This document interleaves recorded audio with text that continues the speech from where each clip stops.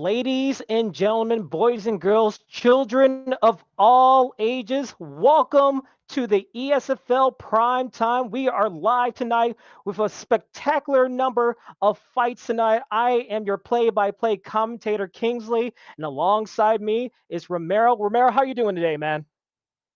Doing great today, Kingsley. I'm ready to commentate. Just finished off competing yesterday and getting a win in the main event. Now I'm ready to see the Xbox competition and how well they've been able to adjust with UFC 4. I can't wait to see the number of fights we got today. What do we got lined up first here? Oh man, we have a spectacular number of fights. I mean, we have at least 11 fights, starting with the prelims with Michael and T4H recognized. We also have a new player in Palin 999 going against Showtime East. There's a bunch of great fights, and especially our co-main event, Cody Dank versus Jab Gaming, and then our main event of the evening, Pryoxes going against IKO Santa. There's going to be a lot of great fights happening tonight. Which fight are you looking forward to? I'm going to be looking forward to seeing Pryoxis, man. Pryoxis was one of the best grapplers coming over from Xbox into the PS4 side. I know he's loving this new grappling system. It's making grappling a lot more valuable. I know he's loving the little chin buff they gave the RDA, his favorite fighter.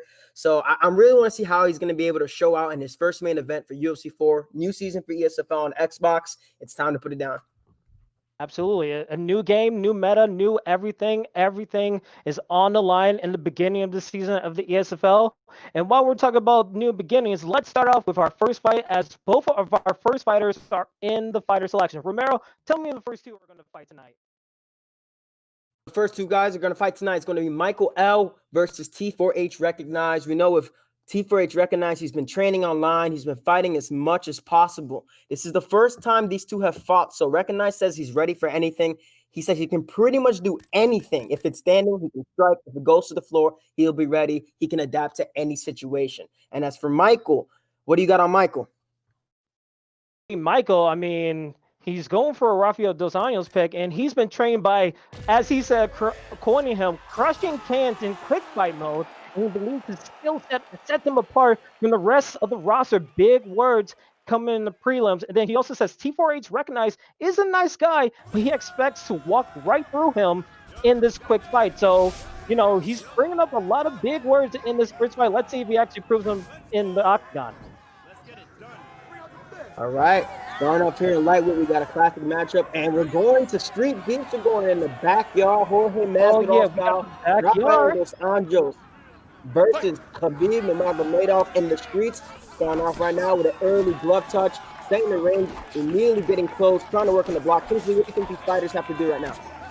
And they have to look for the clinch. I mean, you can already see they're going to the clinch, trying to use the knee. Khabib trying to get that clinch, but I see another takedown. It seems like the new meta is trying to go for the clinch and go for the takedowns. And you can see the ground game, you have to be really skilled in your denying transitions. That's going to be a huge part of the meta right now in the ESFL. So let's see how they both try to find their way into possibly a submission or a ground and pound situation.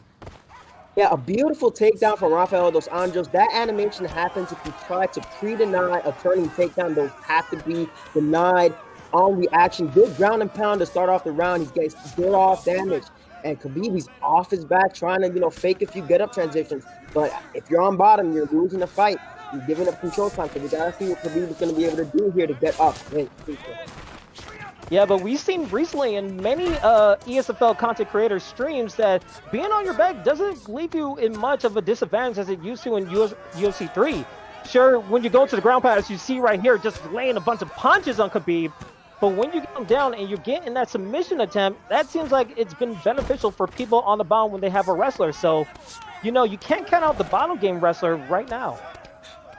I don't know where Khabib's sub-offense is at when it comes to this game. Maybe it's about an 89 or a 93 in between that range. But good reversal to take backside for Khabib Nurmagomedov. Tries to deny a transition but fails. RDA is back up on his feet. We're going to see if he's going to try to go for the backpack. He denied, and RDA is out. Back on the feet here with about 2 minutes left to go. You can see another takedown attempt from Khabib, and he gets it into side control. And it seems they're going to go to the half guard. It seems like Khabib is landing, and he doesn't really want to strike. He wants to go stay in the ground game, try to deny those transitions as he does, and try to drain that center as he's going for a submission attempt. Here we go, Romero. Going for the submission here. So when it comes to the new submissions here, there's different submission prompts. for choke subs and for joint subs. So right here, if you are the defending individual, you need to stay away from your opponent's bar. Make sure that it will not consume space with your bar, otherwise you're going to get submitted. And RDA, though, is doing a really good job escaping that, trying to get out, pop his neck out. But this is going to do a number on the judges' scorecards, especially if Khabib is getting distance to finishing this submission, but he's on top. RDA escaped things here. And a perfect escape from the crucifix. We've seen the crucifix be the detrimental to players in the UFC 3 game, but now in UFC 4, people are now recognizing how to defend it. But the ground and pound is just doing some damage right now. But let's see if he has enough time to probably go for a submission right here, as there's a little over 20 seconds left in the first round. Over 20 seconds left in this first round, trying to pass in the half guard. RDA tries to go up to get the sweep. Denial. Denied by Khabib. And first off to a little shaky start for Khabib over here, but way to finish on top with another sub attempt. How do you score that round, Kingsley? Man, I think you have to give it a little bit to Khabib in that situation. He was trying to get out that submission attempt, and it seemed like those takedowns in a close round like that, that's going to mean very favorable in the judges' eyes as we are getting into the second round. Again, Khabib in the blue gloves, and another takedown by him. Now let's see if he tries to go for another submission again, Romero. Yeah, well, from here, Khabib going for the ground and pound, postures up one more time. Khabib doesn't have any submissions from the full guard position, but he can try to pass. Good get up for Rafael dos Anjos, but he needs to keep this fight on the feet. If you want to be able to pre-deny takedowns, you got to hold L2 and R2 preemptively. And I believe RDA does have the better striking overall. Good knee into an elbow against Khabib. If he racks up the damage, he can shift this fight into his hands. And you got to think, RDA, he's looking for that takedown that Khabib's probably going to show out. So I think he wants to keep it standing and not go to the ground game again. But so far, he actually goes for the takedown. And let's see if he's trying to go for an armbar, maybe get into a better position. But he's getting some nice denials.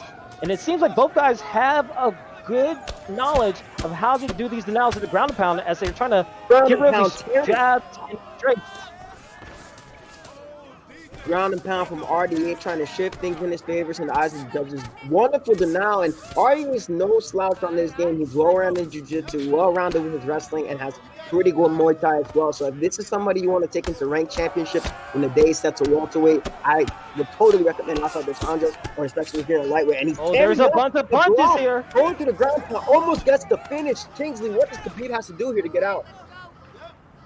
And he tried to get out of that situation right there, but he got denied again. He's looking at all these punches. You can see the flickering of the LB and the L2, trying to get a way out of it. But again, he gets put in the top mount. Beautiful. It's kind of easy to go to half guard off the top mount, but it's looking very dire for him if he doesn't get out of this and he goes to a ground and pound situation. There it is again. Oh, wow. Vicious ground and pound for Rafael dos Anjos. Oh my God, he was almost finished there in this game. But he goes to the Kimura, trying to get a sub. But the RDA did punch himself out there. His short-term stamina is low, and when it comes to the joint submissions, if you're the defending fighter, you have to be very gentle, going rocking the boat back and forth, as D-Mark Gaming has said himself. So it's going to be up to RDA here not to make a fatal mistake in a fight that he's currently winning and getting sub. But it looks like he's doing a good job. He's about to escape. Yeah, this escape is on the way. Beautiful escape from Rafael dos Anjos. Staying on top, securing the round. Kingsley, this might be heading into 1-1 heading into this third round.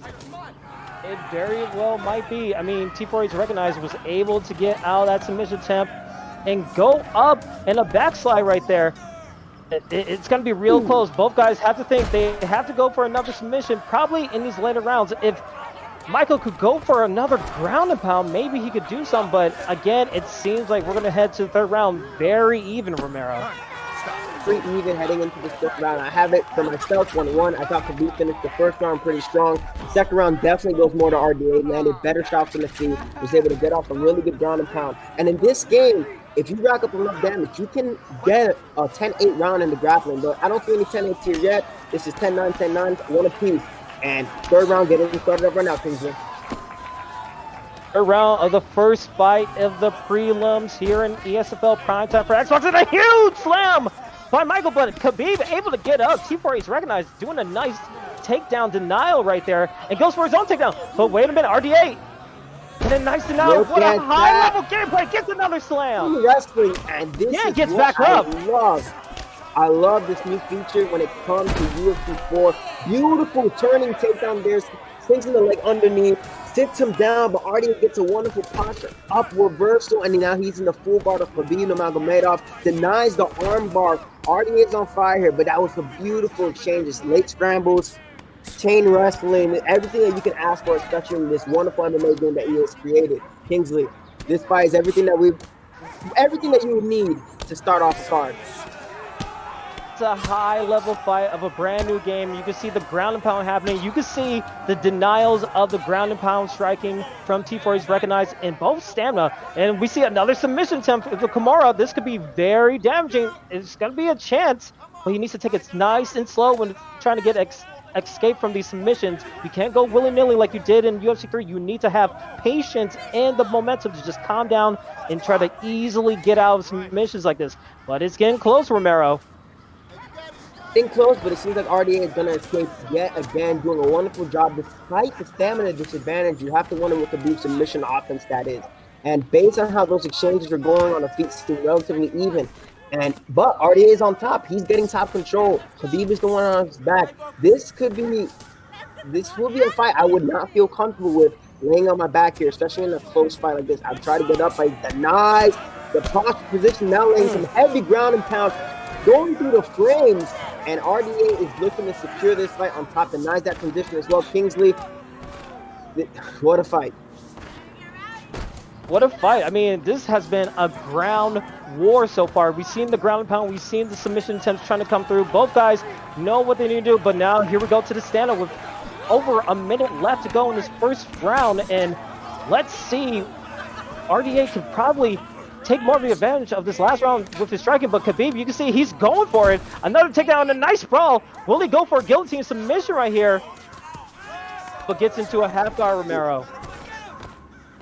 Sprawl coming from Khabib Nurmagomedov. In order to sprawl, you have to be already moving back when your opponent shoots a takedown. It's going to do a lot to score, stuffing the offense, and now getting some ground and pound off himself. And in a close fight like this, he's going to rack up damage or already his head off his low, but he manages to slip out. Wonderful head movement from Rafael dos Anjos, and it's about 10 seconds left. Going for the overhand, trying to rack up as much damage as he can. Kingsley, this is going to the judges. A very great fight to start off our Xbox opening night of the ESFL season, and so far so good. I mean, you can see in the replays, just very skillfully denying transitions. The submission game was on point, denying the ground and pound, as we've seen be a menace in the early stages of UFC 4. Both of these guys put on one heck of a show, and you can see Michael gets a victory with that RDA, and he finally gets that victory to start off the ESFL season.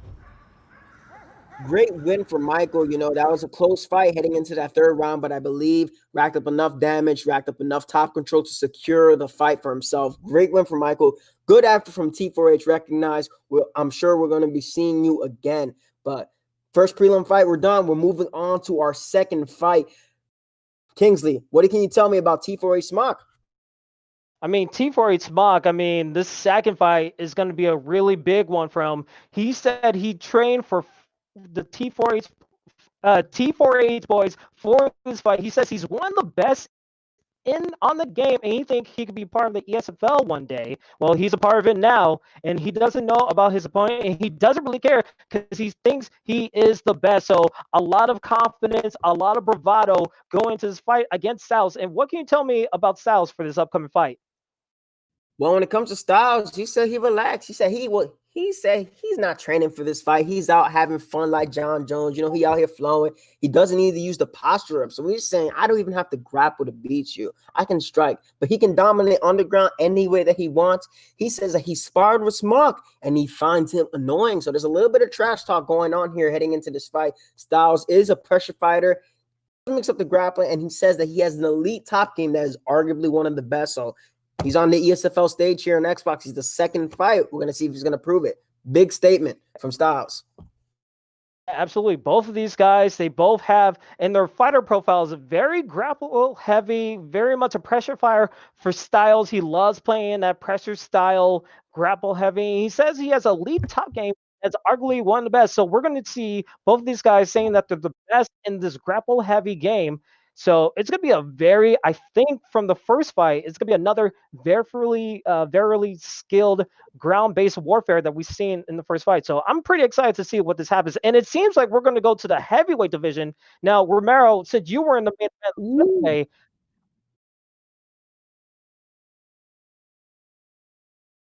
we're getting news from the back that we are skipping over the T4H Smoke versus Styles fight. So we are going to go into the next fight, which is Lexar versus Jamie Bucks 123. Romero, do you have any info about these next two fighters? Well, when it comes to Jamie Bucks, he's been training with fellow EA Game Changer, brand new Mac and Palin 999. He's a newcomer to ESFL, and he has struggled with handling the big stage. So that tells me that this individual has been able to make it to at least maybe the semis or the finals, if you're going to say that you've struggled with handling the big stage. But from what I know about Jamie, when it comes to this scouting report, it says he's a high-level grappler, great knowledge of the clinch, as expected to be working with brand new Mac, and he drags his opponents into deep waters. What can you tell me about Lexar? Well, Lexar, he says he's been in the practice mode lab, which is always a good start, and sparring with high-level opponents. Working hard to figure out the new game, which I think everyone needs to do when they have a new game like this, and it's so different from the previous game. He also doesn't know what to expect from his opponent, but plans to dominate the fight. And as long as he's in the top spot, he was ranked as high as number 4 in the ESFL in the last game in the last season, so he's expecting a big performance. But for his fire profile, he's a versatile striker. He's great kickboxing multi, and he has a very underrated ground game. So hopefully that ground game could elevate to a level where he's ready to get the victory. But it should be a great fight nonetheless, Romero. Absolutely going to be a competitive fight. And we're going to see a battle between two teammates in real life, Overeem versus Blades. As we all know, in the first real fight between these two, Blades was able to get the fight via ground and pound in round 2. And we're going to see a little virtual rematch here between Overeem, who doesn't have the best chin, but he does have access to an extremely phenomenal striking moveset, good Muay Thai, good kickboxing, one of the best Dutch kickboxing heavyweights around, and Curtis Blades, NJCAA champion, one of the best wrestlers on this game, leading with the heavyweight takedown record. And right now, we're starting off on the feet here, Kingswood. Starting off the feet, and this is exactly where Overeem wants to be. You want to work in the clinch, and you want to bring the fight to your opponent, be a very pressured style. And you can see very good back clinch as he goes for a takedown into half guard position. And you got to wonder, you're a kickboxer, would you really want to go into the ground game? But he's pressuring him with the ground and pound, but he gets reverse, Romero, and this can't be good. That's the risk. That's the risk. You know, you're trying to go and out-grapple a grappler. I know in real life, Overeem's done some training with his grappling, but in this game, stat for stat, Curtis Blades is the better grappler. Now getting off some vicious ground and pound over here in backside, sneaking in some good shots, and the chin of Overeem cannot hold up any longer. He has to look to try and transition, but manages to get the backside sweep reversal. Kingsley, we're off to a good start here. So far, so good for Jamie Bucks. I mean, he was getting hit a lot in that backside. That backside is not as safe as it was in UFC 3. And now goes for a backline, but back into the back mount, trying to get some strikes in. And so far, so good. And he's going for a submission attempt, a rear naked choke. Romero, if you were the defender, how would you feel about this? If you're going to defend, just like I said earlier against the other fight, you need to be relaxed, composed. If you try to be a little bit too spazzy with your defense, your bar is going to get a lot bigger and it's going to lead to you getting submitted. And this seems to be a race here. The submission looks like it could be coming, but Curtis Blades is doing a wonderful job making sure that Overeem doesn't get underneath the neck and choke him out. And if he escapes from the submission, he's going to be able. And on top here, it might be but this is getting real close. Uh-oh, can he have it? He gets it! He tapped! Oh my goodness! Wow! What a statement. Third round submission for Alistair Overeem by Lexar. It's Curtis Blades, and I know Overeem has some subs through his career, but that is extremely impressive. I'm a little bit surprised that Curtis Blades wasn't able to use any of the get-up transitions against one of those strikes, but as you can see right here, he's under the neck, underneath the beard of Curtis Blades, and he has no choice but to tap. Wonderful submission. I didn't think he was going to get that. One moment, I guess he made a fatal error, and that's it. That's all she wrote, Kingsley. It seemed so well for Lexar to get out of that submission attempt. It seemed like he had the higher advantage in the escaping meter, but Alistair Overeem, with the rear naked choke, being a kickboxer, was able to come back and get that submission. It was a very close race, and you could see that all the time in your UFC 4 Online World Championship fights. And that's just to show you need to be really good and really mindful and not give up or think you have it in the bag. You really need to be on your P's and Q's when it comes to the submission game. And that's just to show that the meta has seemed to be in the ground game and into the submission attempt. It doesn't matter if you're a wrestler, jiu-jitsu, or kickboxer. If you have good ground game with your mechanics and your denials, you will be able to take the victory. So kudos to Jamie Bucks for getting that victory. And it seems like we might be ready for our next fight, Romero. Who we got? Well, right now, from what I see right here, we might be getting a rematch between Ben Askren and Jorge Masvidal. But as for the fighters who are actually fighting, we're getting Palin 999 versus Showtime East. What I can tell you about Showtime East, he's been preparing for his first official fight via the Camp Suave, which has some of the greatest champions and contenders that deliver when it's go time. Heavy statement there. What he brings to the table is an aggressive grappling style mixed with an unusual striking style. And his thoughts is that if he's Max Boy, then bring it. Ooh, what can you say about Palin? Yeah, with Palin, I mean, he's been in the octagon by himself, working on his movement and listening to a certain song that's been reaching the charts. He's been listening to What by Cardi and Meg, and it seems like he's been working heavy on his stand-up and ready to be standing low if he wants to, but maybe he's trying to figure out what he really wants to do. It seems like he's been just in the lab working on things, but I think are they fighting, or is it Slick Colt versus Mr. Chippy? I think we have on the screen Mr. Chippy versus Slick Colt. I think that might be our next fight, possibly. Let's see if we get a word in the back. See what's happening.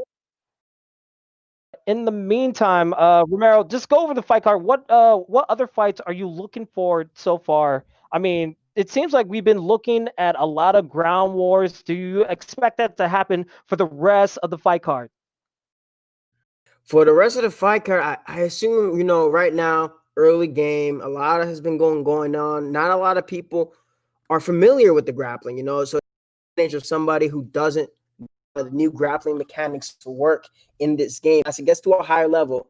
I really want to see how Cody Dank has been able to adjust, right? And he loved using Nick Diaz last game, and I'm wondering if he's still going to go with that pick, if he's going to fight in a weight class that holds Nick Diaz. And I want to know how Pryoxis is going to do in this main event. He been in the lab, man. He said on Twitter he's been in practice mode for 10 hours, so I gotta see him pull up, put in that work. Absolutely. We apologize for what's happening with our technical difficulties. We'll try to get Romero back on the screen as soon as possible. It is but what it is. You're still on the call.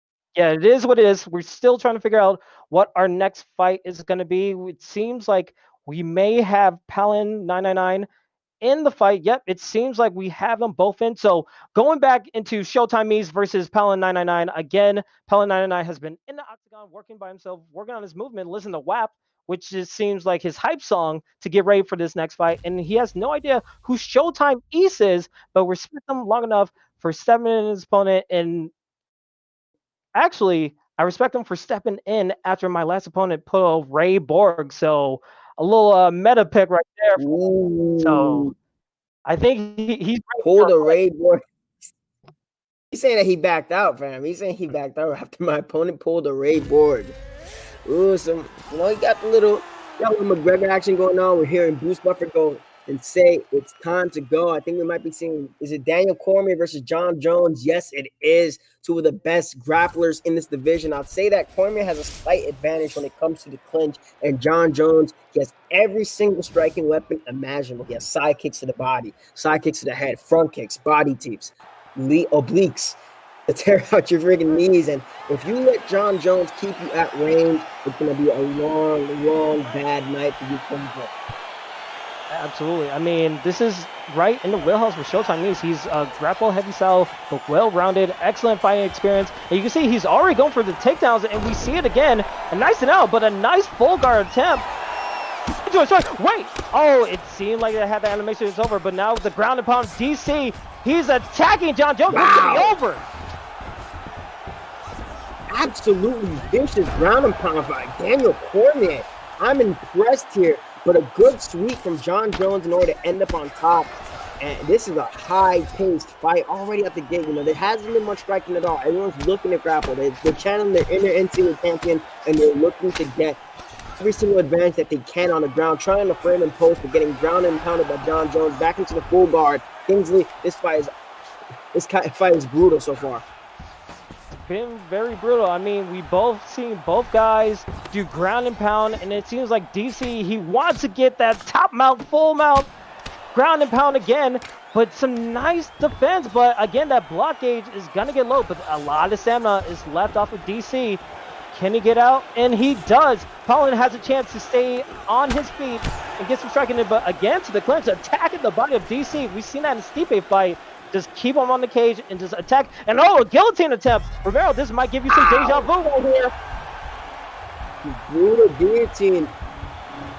Looks like he may have jumped in the guard. He's trying to jump in the guard and get the club This himself. could be it. Wow. He's gonna get it. Jon Jones. He got it. He got the submission. Palin 999 with the victory of a standing guillotine attempt. Now, Romero, you gotta talk me through this. Well, when it comes to the standing guillotine, I don't know.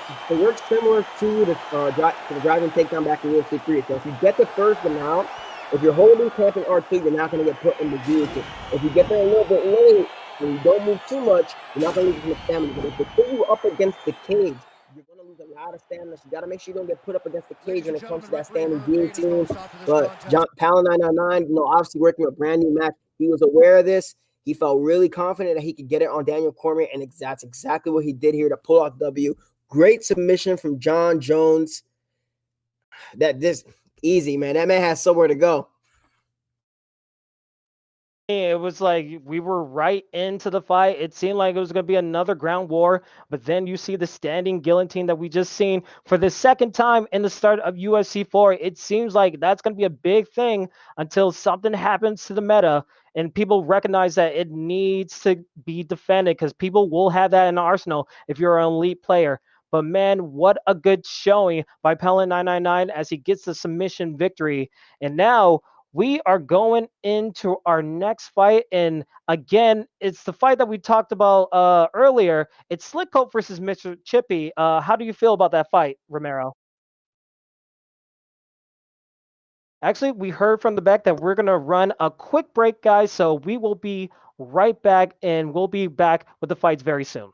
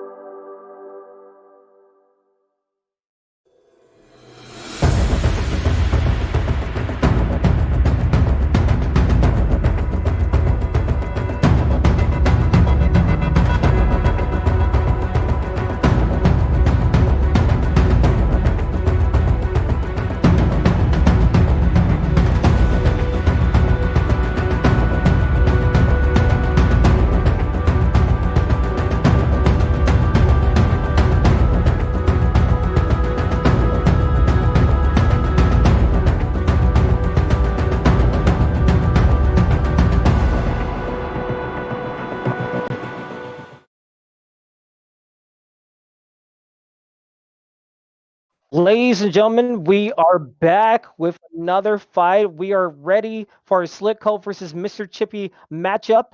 I hope you guys are excited. And Romero, tell me a little bit about these guys that are coming up in this next fight. Well, when it comes to Mr. Chippy, he believes he is training practice mode as well as the online world championship to prepare his fight. I don't know where his ranking's at, but if he's feeling this confident, he has to be right up there in the top 100. He believes his hands are the best in the ESFL period, and he respects his opponent and plans on making this fight a brawl where he has the best chance to win. So he has great combo mix-ups, shown to use some heavy hands and unorthodox strikes. So Mr. Chippy's looking to get into some action here. What can you tell me about Slick Colt? I mean, Slick Colt, he's been avoiding power takedowns and marathoner fighters on rank to prepare for the ESFL because, as you guys know, power takedowns and marathoner fighters are hereby suspended by the ESFL due to the overpoweredness that it has in the game so far, waiting for a patch for that. But he's part of the BFAP fight camp, and he says people are going to see a Chimef fight on me, Smesh City.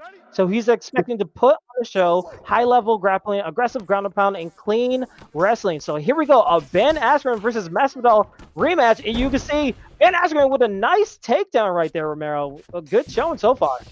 Yeah, good little sweep there, but immediately back up for Jorge Masvidal. Now, Jorge Masvidal has to be aware that when it comes to Ben Askren, what a lot of players are looking for is going to be the guillotine. So he gets put in the tight clinch. He wants to stay off the cage. He has to be ready to hold that R2 so he doesn't get guillotined. Driving a little takedown action here, but good denial from Mr. Chippy, and the hands of Jorge Masvidal are shining here. You know, I would have wished he would have ran through with a flying knee, but as you can see, there's being patient, and Slick Colt is shooting for his life, but a wonderful late denial from Jorge Masvidal. What Mr. Chippy is ready. He's ready for this fight, Kingsley. Absolutely. You can see both of these guys. You also need to figure out the distance and the reach of your strikes because you never want to be out there since the ground game is so strong. You always want to make sure you measure distance. As we see another clinch attempt and some knees and some elbows coming away of Masvidal. Now we're back to the cage in the back clinch, and it seems like he's going to try to take the back. Ben Askren, that submission is low. Will he go for a rear naked choke? It looks like he's going for submission attempt right here. Will he get the denial? He does it. Here we go. Submission attempt right here, Romero.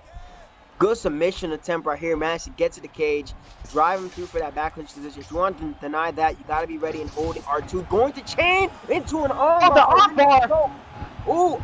Right here, but it looks like the bar's going to pass. It's going to be a race to whoever gets his escape. If I'm Jorge Masvidal and I escape, I need to get out here. There's still a chance to survive this submission attempt, and he's out. He's into side control. Get to that, get up and skedaddle, but no. Ben Askren transitions up, and I was looking to get on top of him, but his stamina is low himself.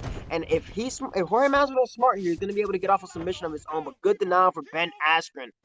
Beautiful sequence right there. Almost got submitted early in this first round. We're about to see two early submissions, but Ben Askren, you know, he was denied that submission, but he is ready to grapple, and we got to see some adjustments from Mr. Chippy in order to work here. So far, so much of a difference from our last fight. As we saw, it was a close race with that submission attempt, but he was able to stay calm and get out of it. But now we're still in the ground game, and Slick Colt, he's doing some great work with the ground and pound and just faking out those transitions, trying to get the right angle of where he wants to go, trying to get in the half guard. And again, the ground and pound landing on through, the denials and the block gauge being low. But again, so far so good for Mr. Chippy, trying to get those denials and not lose much of his head health. But again, those ground and pound, that's going to be deadly for him. Looking at Judge's eyes, Romero. Absolutely. When it comes to the ground and pound, if you're trying to avoid getting hooked, you need to use L1 in the right stick in order to frame. And if you time it correctly, you're going to be able to get a reversal. And if you sway the punches using the right stick, you're also going to get a reversal. And he's mistiming these frames, and his block is getting low. Thankfully, Ben Askren does not have that much power, but this is a clear round for Ben Askren, a.k.a. Slick Colt. Mr. Chippy has to hold on to that L2 and R2 so he doesn't get taken down, and R2 is going to be his best friend if he gets taken to the cage. Little secret that most people don't know, if you get single collar clinch, immediately go to press R1 and square, and you're going to be able to put your opponent in dominant single under. Keep that in mind, and we're going to see if Mr. Chippy can make these adjustments heading into round 2, Kingsley. Absolutely. As we see, again, leg in the first round, Slick Colt going for the clinch, and we see a rocking moment right here for Ben Askren. Slick Colt looking for blood in the water, but again, going to the strike. And you can see Mr. Chippy, his back is to the cage in his clinch. And again, like deja vu from the first round. But oh, a nice defending. Again, doesn't chase, but a nice slam by Mr. Chippy. Will he be able to get out of it? But the stamina is so low, bro. And it's another rear naked choke for him. Yeah, another rear naked choke. You gotta hold that R2. If you know all your opponent is gonna do is try to fish for it, you gotta hold on and camp Their that armbar R2 so you don't get brought down. Another armbar swing. If you want to stop your opponent from chaining, you have to beat them to the prompt so you don't get submitted. And this is not looking good for Mr. Chippy. It might be all she wrote here. Ben Askren is taking that arm home. And this is an easy second round submission for Slick Colt. Mr. Chippy had his moments, but he was worried so much about the strikes in the clinch that he wasn't able to deny the back take. He denied it once, but he wasn't ready for the second time. And in this game, you got to be on your P's and Q's, especially with these high-level grapplers. I guess we finally see what happens if Ben Askren doesn't get flying kneed in the first 5 seconds on the fight, huh? Don't we, Kingsley? If you just go for the clinch and just not go for the takedown, lean your head for an opening, you actually be able to get a submission attempt. But again, that seemed like a fight. If you don't succeed the first time in the first round, try again. And he was able to get that armbar transition into a submission, and that worked so well for Sickle. I mean, he used his striking first. He see that wasn't going to his benefit, and when he started backing down Mr. Chippy to the back of the cage, he used his clinch. He used the transitions into his favor, into the back clinch, and he was able, even when he got slammed, into that rear naked choke with all that stamina down. So a very clean showing by Slick Colt as he wanted to see, and hopefully we get to see more of that in the Xbox side of the ESFL. But now we are going to our next fight, which was previously supposed to happen, but now it's going to happen now with a new opponent. It's going to be Styles versus MMA Fro Romero. And can you tell me anything about these guys right now? All right. Well, I'm gonna tell you what I know about MMA Fro. For those of you who don't know, MMA Fro is one of the content creators. I believe, did he win the LEC or did he in UFC 2? Did he win the LEC or was he just a finalist? Either way, he won the LEC, the $10,000 LEC in UFC 2. He has been a vet. He's actually fights in MMA in real life, active competitor, really good there as well. And everything that he knows outside of the game, he translates that into real life and vice versa. So I'm looking forward, especially to see how MMA Fro is going to be able to translate all of his in real life skills into the game and see how he can emulate the way that he wants to play. What can you tell me about Styles? I mean, Styles, I mean, he's been in the ESFL before. Hopefully, our guys in the back could give us more information, but he's a proven vet. He's been able to be in the ESFL spotlight before. He has a lot of experience. He could take it to the ground, he can take it striking. He's able to adapt into situations. So I'm excited to see which weight class they're going to choose for their fight. It seems like they're going to try to go for maybe possibly a lightweight, maybe welterweight. I'm not sure of the weight division that they're going for, but it seems like from what we've seen from the previous fights, it's only a matter of time before we see this whole fight go into the ground game. And let's see how they both transition in from UFC 3, where it's all about striking and getting to that clinch, all the way to the ground war that we see in UFC 4. So I'm really interested to see how they implement their strategies going into this one as we are waiting for them to get ready to get started here live in ESFL 77, our ESFL Xbox season opener night here live in primetime on twitch.tv. You can follow us on Discord. You can follow us on YouTube. We're also live on there, live here on Twitch. And also a short reminder, thank you for all the guys who have been subscribing to the Twitch channel. We very much appreciate it. If you feel so generous enough to subscribe or be a part of the ESFL, there's opportunities. There's opportunities to join the Discord or even our other leagues with UFL and other many leagues that we have on Discord. So a lot of great times to be here in the ESFL along with UFC 4. So it's going to be really exciting. Absolutely going to be extremely exciting. If they're going to lightweight, look, Tony Ferguson is banned obviously because he gets marathoner. But if you want to stop somebody from taking you down, my recommendation pick would be Charles Oliveira. He has access to a lot of submission counters that can be done if you go with the back two bumpers and use L1 or R1. I don't know how that translates over to Xbox, but whatever's the Xbox equivalent of L2, R1, and L1, that's going to be the way to go. Oliveira is a sleeper pick in this division if you want to be an anti-wrestler and go for submissions yourself. If you want to stand up on the feet, I'd say RDA, Dustin Poirier. And if you're really confident with your striking, extremely confident. I've only seen a few guys be able to pull this off. I know Kinetic NRG, even still in this game with all this heavy grappling, still has one of the best Conor McGregor's. Despite this new clinch, despite these new takedowns, one of the best. So if you're really feeling really confident in your hands, your distance management, you can still go ahead and use Conor and just be ready to deny those takedowns. But I really want to see what these picks are going to be.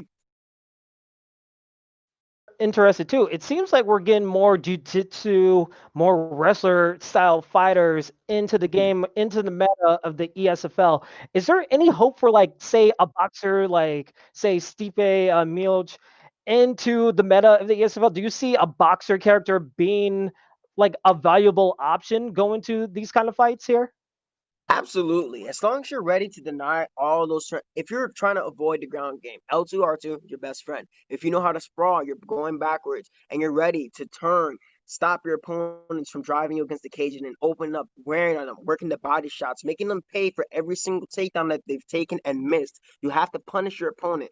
If you start to freeze up and you get scared and you're too worried about one thing, you're going to be hesitant. You're not going to be able to let your hands go. And as a result of that, you're going to lose. So you have to be ready to act on the moment. I've seen it before. I've seen there was a great fight on PlayStation 4 the other day. It was Papadoc versus Peyton. Peyton did an absolutely wonderful job, and he could have had Doc out of there a few times, despite against Khabib Nurmagomedov, despite using Conor McGregor, denying multiple takedowns. So you can absolutely be viable in this current meta with a boxer if everything is on point and you punish your opponent accordingly, Kingsley.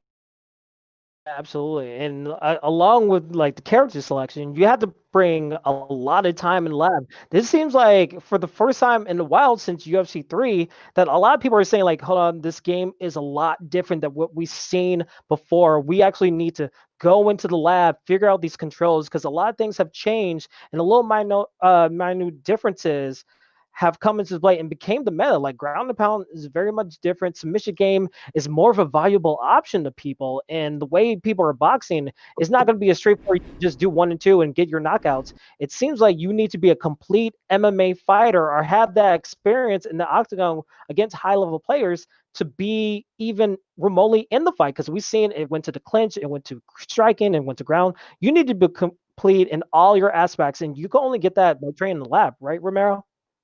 Absolutely train the lab. And I don't know if people have been aware of this, but you can press the prompt. When it comes to somebody chaining the submissions, if you press the prompt first in them, you're going to be able to stop them from advancing on those submissions. On top of that, there are some submission counters. If you beat your opponent to a prompt, for example, if you get caught in a guillotine and they're around, I believe, the 3rd stage or so, you can see them sinking in that choke, you'll be able to get a bomb fluke counter. So it's not like the submissions are going to be an auto win. If you counter those submissions and you get out and you end up in top position and you're stubborn and you just keep working on them, you make them pay for every single time they do. It's gonna always come down to who is going to be able to adapt on the fly. Everybody can talk about the game plan. Everybody can talk about what they're going to do. It's going to be about what you're able to do when the lights are on in the ESFL. Absolutely. And speaking on the lights on the ESFL, let's transition to our next fight as it's ready on the fighter selection. And as we see here, it looks like Romero, we are actually going to be in the middleweight division. And I see a Yoel Romero pick right here. Interesting choice. I haven't seen a lot of Romero in the ESFL so far. How do you feel about this pick right here by Well, Styles?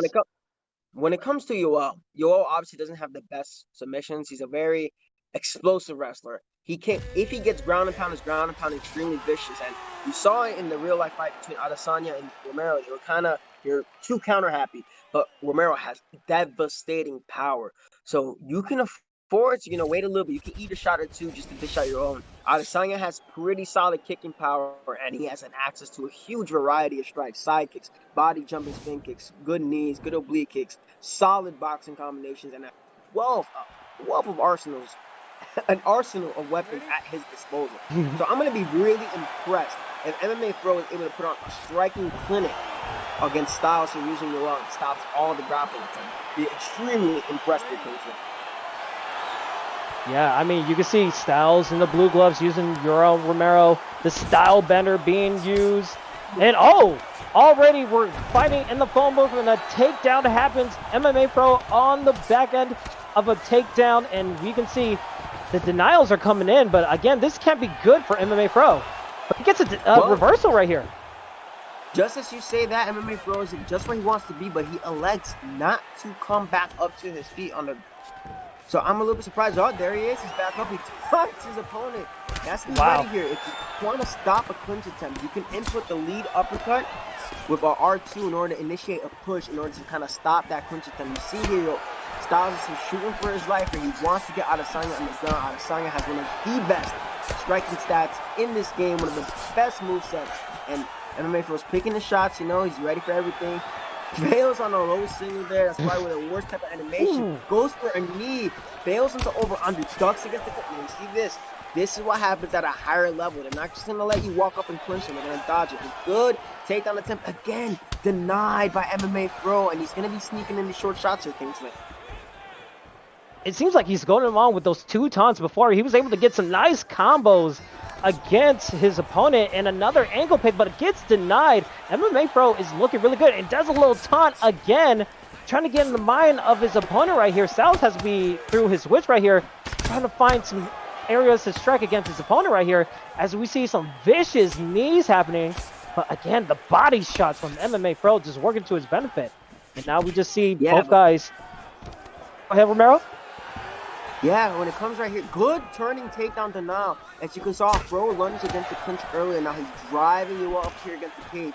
But what he has to be aware is if he gets a single collar clinch, he immediately input R1 and square or triangle depending on where you are. So you'll be able to put them into the single under position, denies the takedown again. And this is wonderful work here. And he goes for a takedown out of Adesanya. Who would have thought, Kingsley? Who would have absolutely thought? We thought the mastermind would be Romero, as he is a wrestling fighter. But again, MMA Pro just showing his skills with a nice slam. And now to the ground and pound. This could be damaging for Romero. As we see the red, this could be possibly it. But so close to get the ground and pound TKO. But again, so good so far in this first round for MMA Pro. Yeah, very good round. You know, it's very easy to be the hammer. If you're the guy shooting, you're the one trying to initiate all the action. Yeah, you're gonna feel really comfortable, but it's a lot harder to beat a nail. MMA Pro is showing, hey buddy, you want to use a wrestling? You want to try to out-grapple me? I'm gonna prove to you that I'm gonna out-grapple you with a kickboxer. And that's exactly what he's doing here against Styles, playing absolutely no game, getting the ground and pound off against Yoel. We're outworking him with Adesanya, but when it comes to the cardio stat in this game, this is going to tax Adesanya a lot more than if he were to keep it on the feet. So we gotta see rounds 2 and 3 how it's gonna hold up, but I would say that's an easy first round for MMA Pro. It seems like it for MMA Pro, but again, you don't win the fights in the first round if you get out of the first round. There's a lot of adaptability and a lot of situations that could possibly change going to the second round and third round. That's what MMA is all about. And you see on the replays, the ground and pound just being so vicious from a kickboxer in the style bender. MMA just put on a clinic, and for Styles, he probably needs to go back to the game plan and just find a way to not shoot so many takedowns and get denied. He needs to find a way to mix up his levels as we are going into the second round right here. Again, Styles in the blue gloves, the style bender, MMA Pro in the red gloves. Yeah, it seems like he's another knee attempt again. Yeah, almost gets the knee. I don't know why that didn't intercept there, but good fake, and he's going to end up on top here. You see, it's not enough to get a takedown. You got to be able to work with it. And every single time that Styles gets a takedown, MMA Pro is comfortable with his jiu-jitsu. He's been in New Zealand working on the camp, and again, he's working to the body, wearing on Yoel Romero's cardio. And this is exactly what you want to do when it comes to the grappling in this game. You got to show them, look, you want to try and grapple, I am the superior player. I am better than you here. But right now, MMA Pro, what I want to see is if they go up into the standing position again and he tries to clinch, I want him to try to slip that clinch attempt and follow up with a lead uppercut rear hook. He's going to be able to get a drop off of that, off the counter vulnerability. But right here on the ground, he's doing a phenomenal job outworking him with a fighter with worse ground stats, of course, in comparison to the Olympian Kingsley. This is a little flipper event. You'd think that would be Yoel on top, wouldn't you? Yeah, I mean, you would absolutely think, looking at the stats, but again, you can have all the stats in the world, but it all matters of how you actually use the gameplay and your skills in the actual fight. And you can see a nice way to stand up, but again, he's trying to go for those takedowns, going for an overhand, trying to change up his situation, but trying to go for a takedown, but again, the denial into the clinch by MMA Pro. MMA Pro is just giving Styles fits in the ground game in the takedown, but a nice head kick. Oh, he tries to go for overhand, but misses. That could have been huge, Romero. The beautiful roll of the overhand to land a nice, good sneaky check hook with Israel Adesanya. And Styles has to realize, look, you're not going to beat Fro here in the grappling unless he makes a mistake.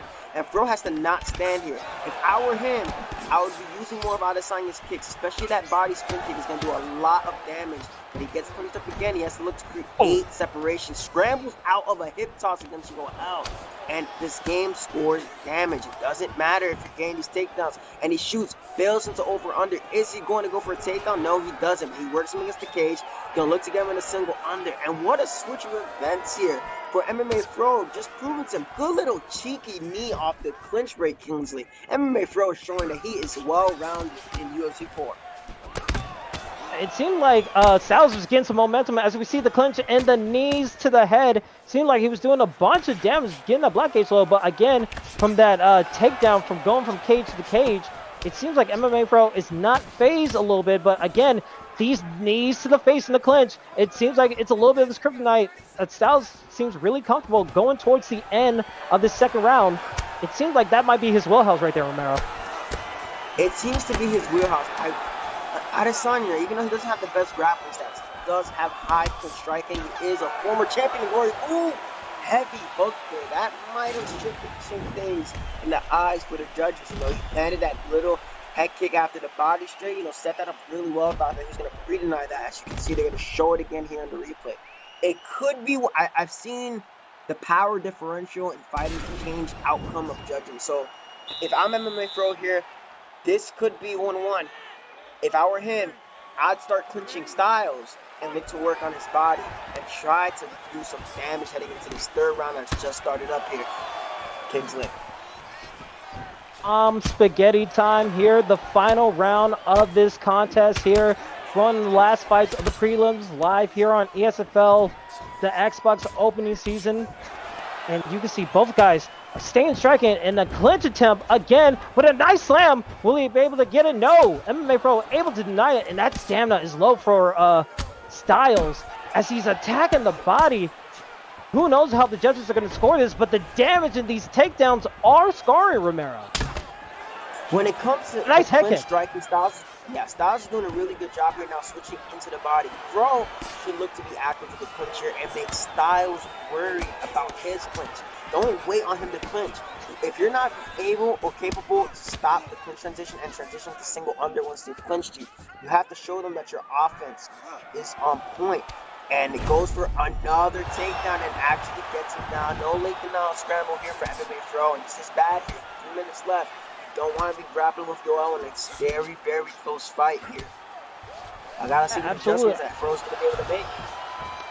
Sure, I mean, he's able to take side control, getting the nice reversal, but it's been a complete 180 from the first half of the fight so far. It seemed like Romero was on the back end of these exchanges, but ever since he got the clinch to the knees and able to get those judo throws, it seemed like it's been Styles' fight. But again, Styles, if he gets hit with another ground and pound, that stamina's low. I don't know how long he can survive, but here we go, the ground and pound situation.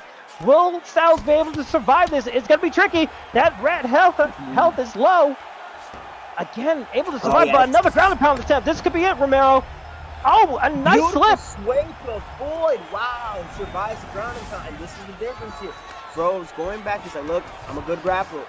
I have the ground and pound. And it seems here that Styles is going to go for the backside position, denied by Fro. Another cheeky ground and pound from Fro.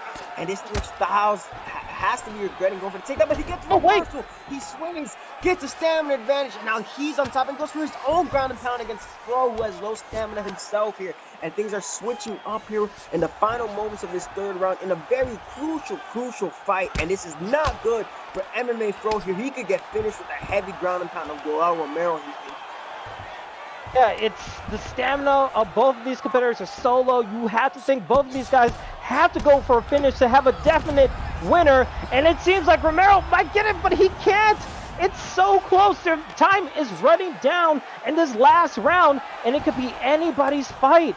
The stamina is so low. Trying to get a reverse. He gets the full guard. MMA Pro has to be a little bit worried. And here we go. A guillotine submission attempt. This could score very well for the judges, as he probably won't get the submission. It will go to the judges' scorecards. But man, what a performance by both of these competitors, Romero. Yeah, wonderful performance. I believe MMA Pro came as a last-minute replacement, and he did well. He showed out well with Adesanya, but Adesanya shaking his head here. I felt like he could have. Let's hear the decision. Yeah, he's shaking his head here. You're all staring into the open space with that 1,000-yard stare. So we'll see what Evil Levine decides. His hands is gonna raise up, but it seems like decision, and it goes to Styles. He steals it in the later rounds. I guess the judges gave it 29-28. He gave him the second round and the third round. What a huge comeback victory for Styles right there. Unbelievable, Romero. Unbelievable. Not exactly too unbelievable. He had a really good grappler, but I'm impressed with his adjustment. Despite MMA Pro grappling him in that first round, I would have liked to see MMA Pro use a little bit more clinch striking to make Styles more hesitant on shooting in or trying to clinch him. You got to give your opponent something to fear, not just back away. But good win for Styles. Great performance from MMA Pro with Israel Adesanya. And we're moving on to our next fight. Who do we have next here, Kingsley? Oh, man. I mean, we're done with the prelims. It's time for the main card for the Xbox opening night here in primetime ESFL. We have Unnoticed Legacy versus Papalemur. Now, going to Papalemur, he has more time to practice than ever before. He believes his style is different than the meta, but just as effective. And he was impressed with Unnoticed Legacy last weekend, but he has a recent win over him in ranked and expects a one-sided fight going to this fight right here. Now, what do you have about the stats of Unnoticed Legacy? Well, Unnoticed Legacy says he's frustrated. He doesn't want to get Alexander Volkanovski in his fights anymore. You know, losing split decisions he should have won. You know, ending up like Holloway versus Volkanovski. He's looking for the finish. He says his ability to adapt his opponent sets him apart from the rest.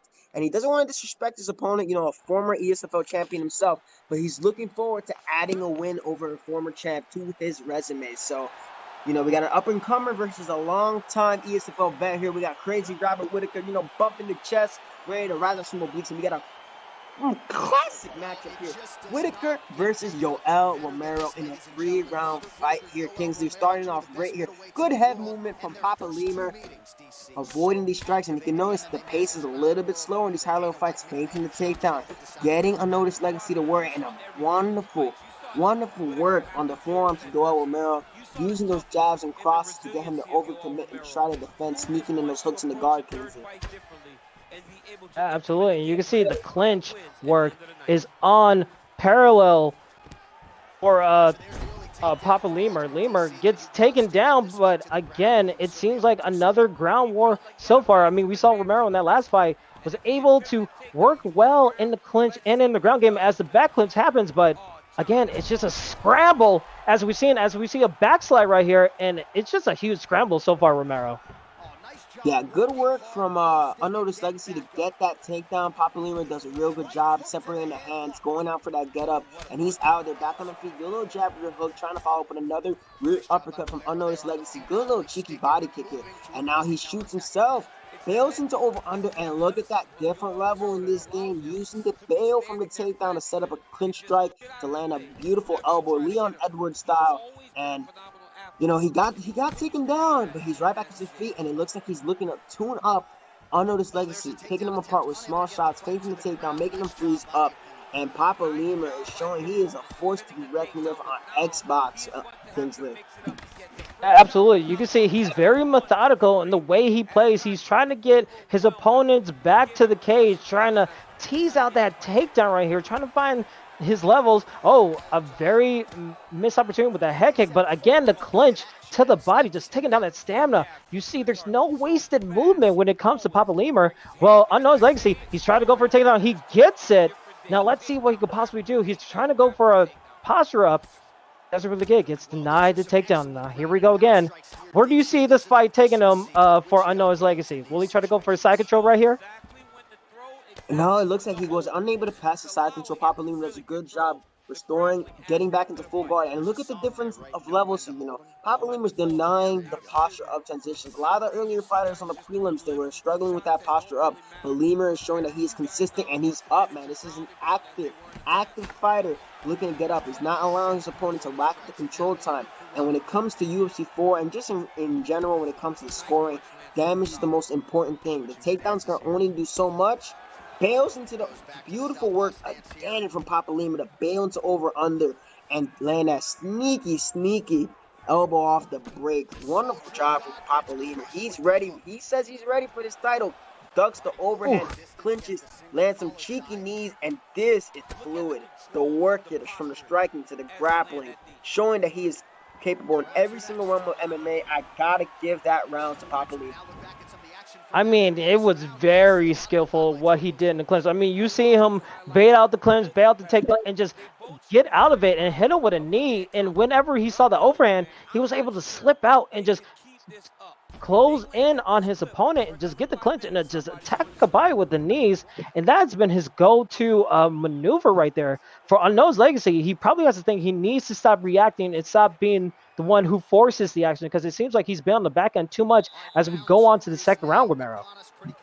Yeah, my biggest word of advice when it comes to anything in life, you got to be proactive, not reactive. And if your opponent's taking this first round, you have to be ready to, flip up the script, set things up a little bit better. Look how well Papalemur is managing distance. This time he's able to stop the takedown shot from a little bit too far away there. Didn't set it up well enough. And now a takedown, nails again. 2 hooks off of the breakdown for Papalemur.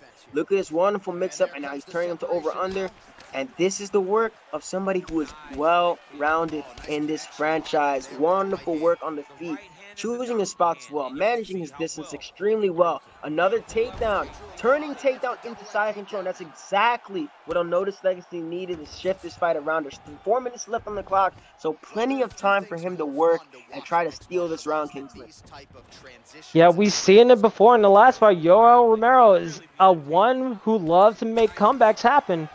Trying to get that nice takedown now. If he could do anything with it and get out of these clinch attempts, because it seems like anytime he gets a little bit of momentum, Papalemur just able to get that clinch, stand up, and just take his opponent down, hit him with knees. And you can see that just the scramble he's able to do, just getting ahead of his opponent. And it's a lot to take over against in his opponent. As we see Unknown's Legacy try to go for the leg kick, but again, those slips down under with the blocking by Papalemur and just going for the clinch and just looking at that stamina of Unknown's Legacy, just going so low, but he's able to get a nice ground and pound situation, and he gets a takedown. Romero, this could be trouble. A lot of trouble right there. You see that the rock state started to flare up against Papalemur, but he's relaxed. He's a veteran. He knows how to stay calm under fire. Unnoticed Legacy looking to pass guard here. You posture up with Yoel. A good posture up. Times it well in comparison to before. Landing some devastating shots here. Papalemur is rocked here. His head health is going down. And it seems to be just like in the last fight. The first round dropped. Second round, the Yoel Romero players are letting those comebacks. They ain't playing no games. Good posture up transition. Papalemur is in trouble. Frames off against that one hook. His head off is rocked. Oh, this could be it. Oh, is it? Oh, stamina wasn't enough. He was so close. It is danger zone for Papalemur. He felt so confident in that first round, but again, the momentum has shifted in the favor of Unknown's Legacy as he gets another ground and pound attempt. Will this be it? It is it! Unnoticed Legacy gets the victory with the ground and pound. Romero makes another comeback. What crazy comeback from Unnoticed Legacy. Right there in the position where Liam, he was looking really good on the feet, extremely well. But when he was down there on the ground, he was looking to move a little bit too much without making any reads on what his opponent was throwing next. And in that final exchange there, the block would have been his best friend. His block was extremely high. He took some risk. He tried to sway. As you can see right there, tries to move his head to straight track them. I think that's a bug that definitely needs to get fixed. It's unfortunate that it has to go out like that, but extremely competitive fight. Both guys got to show what they're good at, but tonight, the night goes to Unnoticed Legacy.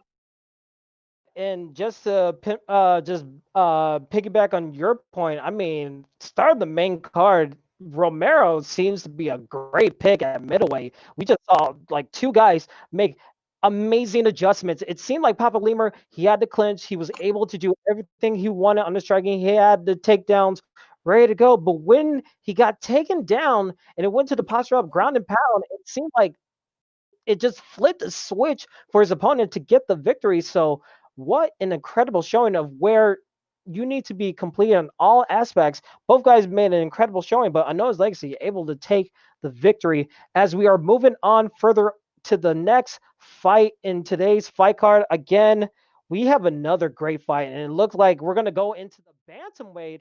Romero, what can you tell me about these two fighters coming up?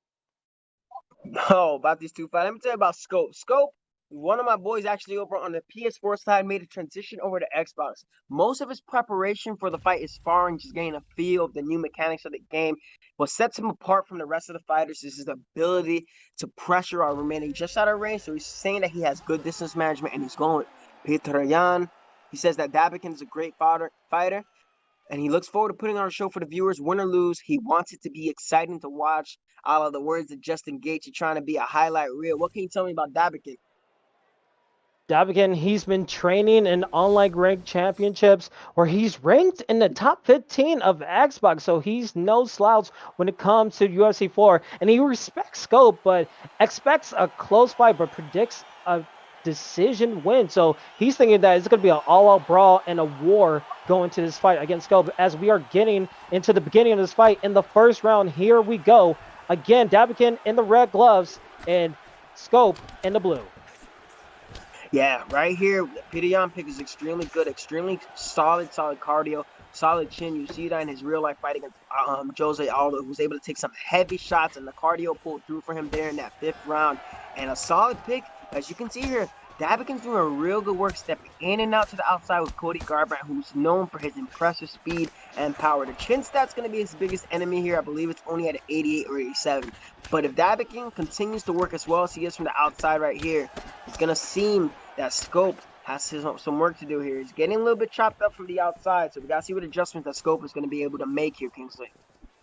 Yeah, and as we expect with both of these fighters, they are very much into the boxing, kickboxing style. It seems like we are going to have a little difference of pace from the previous fights, where it's not going to be much of a ground fight, but it's just going to be an all-out boxing, kickboxing matchup. And you can see both of these guys trying to find the range. You need to be closer than you were in UFC 3. You need to find a way to attack the body, switch up your levels in the ESFL. And both of these guys are just pulling the clinic, just non-stop pace. And the bantamweight division for both of these guys, it's incredible. Yeah, the bantamweight division is one of the best divisions on this game. So many viable fighters from at least 15 top-tier fighters. So everybody's good if you use them correctly. But as you can see, now Scope is finding his rhythm. He's utilizing the jab very well. He's mainly boxing heavy, but he's mixing up his combos extremely well. And it seems now that he's getting Dabikin to throw where he's not. And the stamina is dipping slightly for Dabikin here. So we might see good change, but a good cross. Snaps the head back of Peter Yan. And good body teeth from Dabikin. This is close, man. I don't see any. This is some close exchanges, Kingsley. Close exchanges, close stamina, both head health somewhat similar in scope. When you look at the blockades, they're both taking their time, being methodical, no wasted movement when it goes to these strikes. As we saw Peter Yan just try to go for a slip and strike, but able to get hit with a body kick. And Cody Garbrandt, I mean, Dabikin, he's just finding his range. He's finding his avenues of where he wants to strike. It seems like it's working well for him, as both of these guys are not trying to find the phone booth, but find their range and find the right avenue where they want to strike their opponent. We see a lot of crosses come in. But Romero, what a good boxing fight so far. Good boxing fight so far. I couldn't help but notice that Scope tried to go for a very UFC 3 meta combo from the good boxing combination right there. That's something good. Tried to go for a jab feint, body straight lead hooks, and it wasn't there. But now this could be trouble. This is a new game. The ranges have changed. Got to get a little bit more realistic with it, and those adjustments are coming through. He had the head up of Cody Garbrandt flashing, and he might have stolen that round with those exchanges. Good body work, but he gets what a knockdown! Oh, solid ground. Can this be it? Peter Yan is in trouble. Saved by the bell. Wow. I love Cody Garbrandt in real life, able to steal that round with a spinning back fist, getting the knockdown and almost close to a ground and pound TKO. The second round, you have to think Scope has to be thinking like, dang, I just lost that round by the skin of my teeth. what can I do differently and get the momentum back? Well, if I were Scope, now you got to start leading with round strikes a lot more. He was doing really good mixing up the striking of Dabikin. Maybe try to mix in some clinch attempts here because he's game beat to the punch now. You know, now the head health isn't favoring him. Yes, Cody Garbrandt has a somewhat low chin, questionably so, but good body teeth from Dabikin. And for those of you who said you can't fight on the outside in this game, Dabikin is proving no, it's a skill set. You just can't hang back. You got to give something for your opponent to worry about. And Scope seems to be flustered by the power of Cody Garbrandt. He's feeling it in that jaw. Good lunging cross to smack the head back of Petroyan. And Scope needs to make some adjustments here, Kingsley. The Scope needs to make adjustments, but I'm liking what he's doing with the leg kicks. He's using that to change up his movements, and you can see the combos just coming in from Petroyan. As Cody Garbrandt, he's playing a little bit of a back foot, but it's working well for him. He's not taking any chances because he knows he could be deadly whenever, but another good leg kick, but suffers a huge left hook for his troubles. But right now, it seems like both guys have a game plan. They know what they want to stick to. And a nice, good combo. Let's see if he implements another leg kick to start some off. He tried to go for it, but scoped out by his opponent. And so far, so good for both guys. It's a really close fight so far. Yeah, close fight. You know, the first round, good drops stole the round for Dabikin when I thought Petroyan was over here putting in some work. And if you notice what Dabikin's doing, when he starts to pressure with his footwork. He's not pressuring with strikes. He's throwing out feints, causing Scope to freeze up. And he's catching Oh, that's huge. Comes in, catches him with a cross, hard rock. And you see back here, he's pressuring with footwork. And Scope, he's just refusing to use the clinch to kind of slow down Cody Garbrandt here. And this would be the best time. You got somebody pressuring. And the movement of Dabikin is so good. The counter shots, picking his opponent apart. There's a lead. Oh, again. Gets into the ground and pound. There will not be. There's a minute left. And Scope is out. Dabikin pulls out the win, shows why he is ranked in the top 15, lives up to him being an ESFL veteran, elite player, phenomenal boxing. The way he was able to manipulate the distance, pressure with his footwork, pressure with his good shot selection. That was a beautiful performance from both guys, but Dabikin proved that small little adjustment he made there with the lead hook into the cross to get the drop. Watch it right here. Predicts that Scope was going to sway his head. Lands that little cheeky check hook, smacks him into God Almighty with a cross, and then ends him via vicious ground and pound. Congratulations, Dabikin, on a fantastic, wonderful win. Scope, good effort, buddy. But tonight goes to Dabikin. Just to piggyback, I mean, it seemed like the whole fight changed after that spinning back fist by Dabikin. He was able to get the strike that he wanted. And then from there, he was saved by the bell with that ground and pound, because we know once you get a rock and you hit those ground and pound strikes, it seemed like it's usually over, especially with the power that Cody Garbrandt has. But when that second round happened and he got that knockdown again, he wasn't making the same mistake twice. There was no saving him from the bell. He was going for the kill, and he finally got it. Just what a master class of boxing and skill that we saw right there in our main second fight of the card. And I'm excited to see what's going to be happening in our next fight, because it seems like it's only getting better and better and better.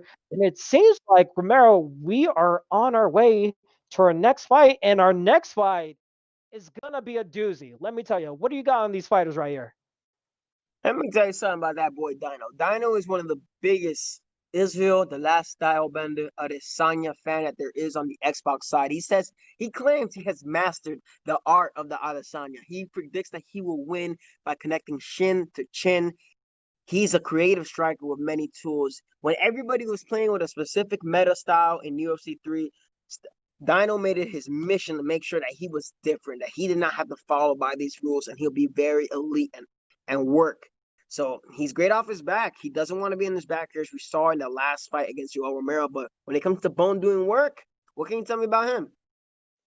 I mean, Bone doing work, going with the Yoel Romero pick. I mean, he's been playing a lot of ranks just like many other players. Got a few training partners to help him in this fight camp leading up to this fight, focusing on his weaknesses, trying to get stronger in that situation. He brings a lot of excitement to his fights. As we've seen in the exhibition cards, he's been a stellar competitor. Most guys play and will do whatever boring tactic to win. He's just trying to put on a show. his thoughts is that Dino is really legit, appeared to have the best Izzy in UFC 4. He sees his opponent coming out really aggressive, and he's going to try to make it a rough night to take him anywhere and everywhere in the octagon. So expect a complete masterclass of MMA coming from Bone doing work. But again, we saw the Izzy versus Romero fight. Anything is possible. Will another Romero have another comeback trail, or will Izzy finally be able to get a win for the red corner? Because who knows what's going to happen in this next fight, Romero. Yeah, it's going to be up to Dino to keep range, use the side kicks, use the obliques, use everything that he can to force Bone doing work to be afraid. And he's using those little hip feints, faking the leg kicks, doing on some little prime Izzy stuff, but can't be all for show. You got to be able to put on and give your opponent something to worry about. Little slip straight attempt there from Bone doing work. Very measured approach from both fighters so far into this first round. The little cheeky side kick from Ea, I don't know why he has that, and I'm definitely going to look to get that removed. But good work here. Good little boxing, little boxing going on here, Kingsley. Yes, so far, I mean, we see the style bender being used by the virtual style bender. And Dino losing a little bit of stamina there, trying to find his angles of trying to get his strikes out. And you see Bone doing work. He's trying to find his avenues. He's playing a little bit in the back, but have his back to the cage a little bit. You have to think Dino's going to try to find that area where he can land a kick somewhere as he tries to go for a leg kick, but not really working out to his favor. But it seems like we're going to the phone booth trying to find our strikes. Back from Bone doing work, but gets a nice hook right there and a little bit of lag right there. But again, great hooks from both competitors right there. Yeah, good hook from Dino, good hook from Bone doing work. I'd like to see Dino utilize a lot more body kicks. He's a little bit trying to chase a little bit too much with his punches. And with the way Bone doing work is cycling right now, good little sneaky body uppercut there, trying to work on the stamina of Bone doing work. Gotta be ready to sidestep. Good little lead hook body cross. And now he's changing his stance, avoiding. And this is a chess match right here, just like their actual fight. Good little question mark kick, trying to connect that shin to chin, as he stated earlier. Good little lead body hook feint. And Dino, I'd say, chill a little bit with the flashy stuff. You gotta realize you're in the ESFL. Set that up a little bit better, and you'll get the finish. Don't force anything. You gotta look to try to score on the judges' scorecard and get the job done at the end of the day. Kingsley. And it's opening night. It's a new season. What better way to do flashy moves in the start of the season of the ESFL? We know Dino, he's not about the boring, try to play the game one by one chess moves. He's looking out to kill people, and you can see the body hits and the strikes are coming out very beautifully from the style bender. Again, Bone doing work. He's going to try to play his game the way he wants it. And again, he's getting pieced up, and he goes for the takedown again and gets it. This could be trouble. He could possibly steal the round, going for a ground and pound, but seems like, yep. Dino able to get out of that situation, go into the clinch, and have Bone doing works back to the cage with a nice slam right there, Romero, to almost finish the round, but gets back up. Oh!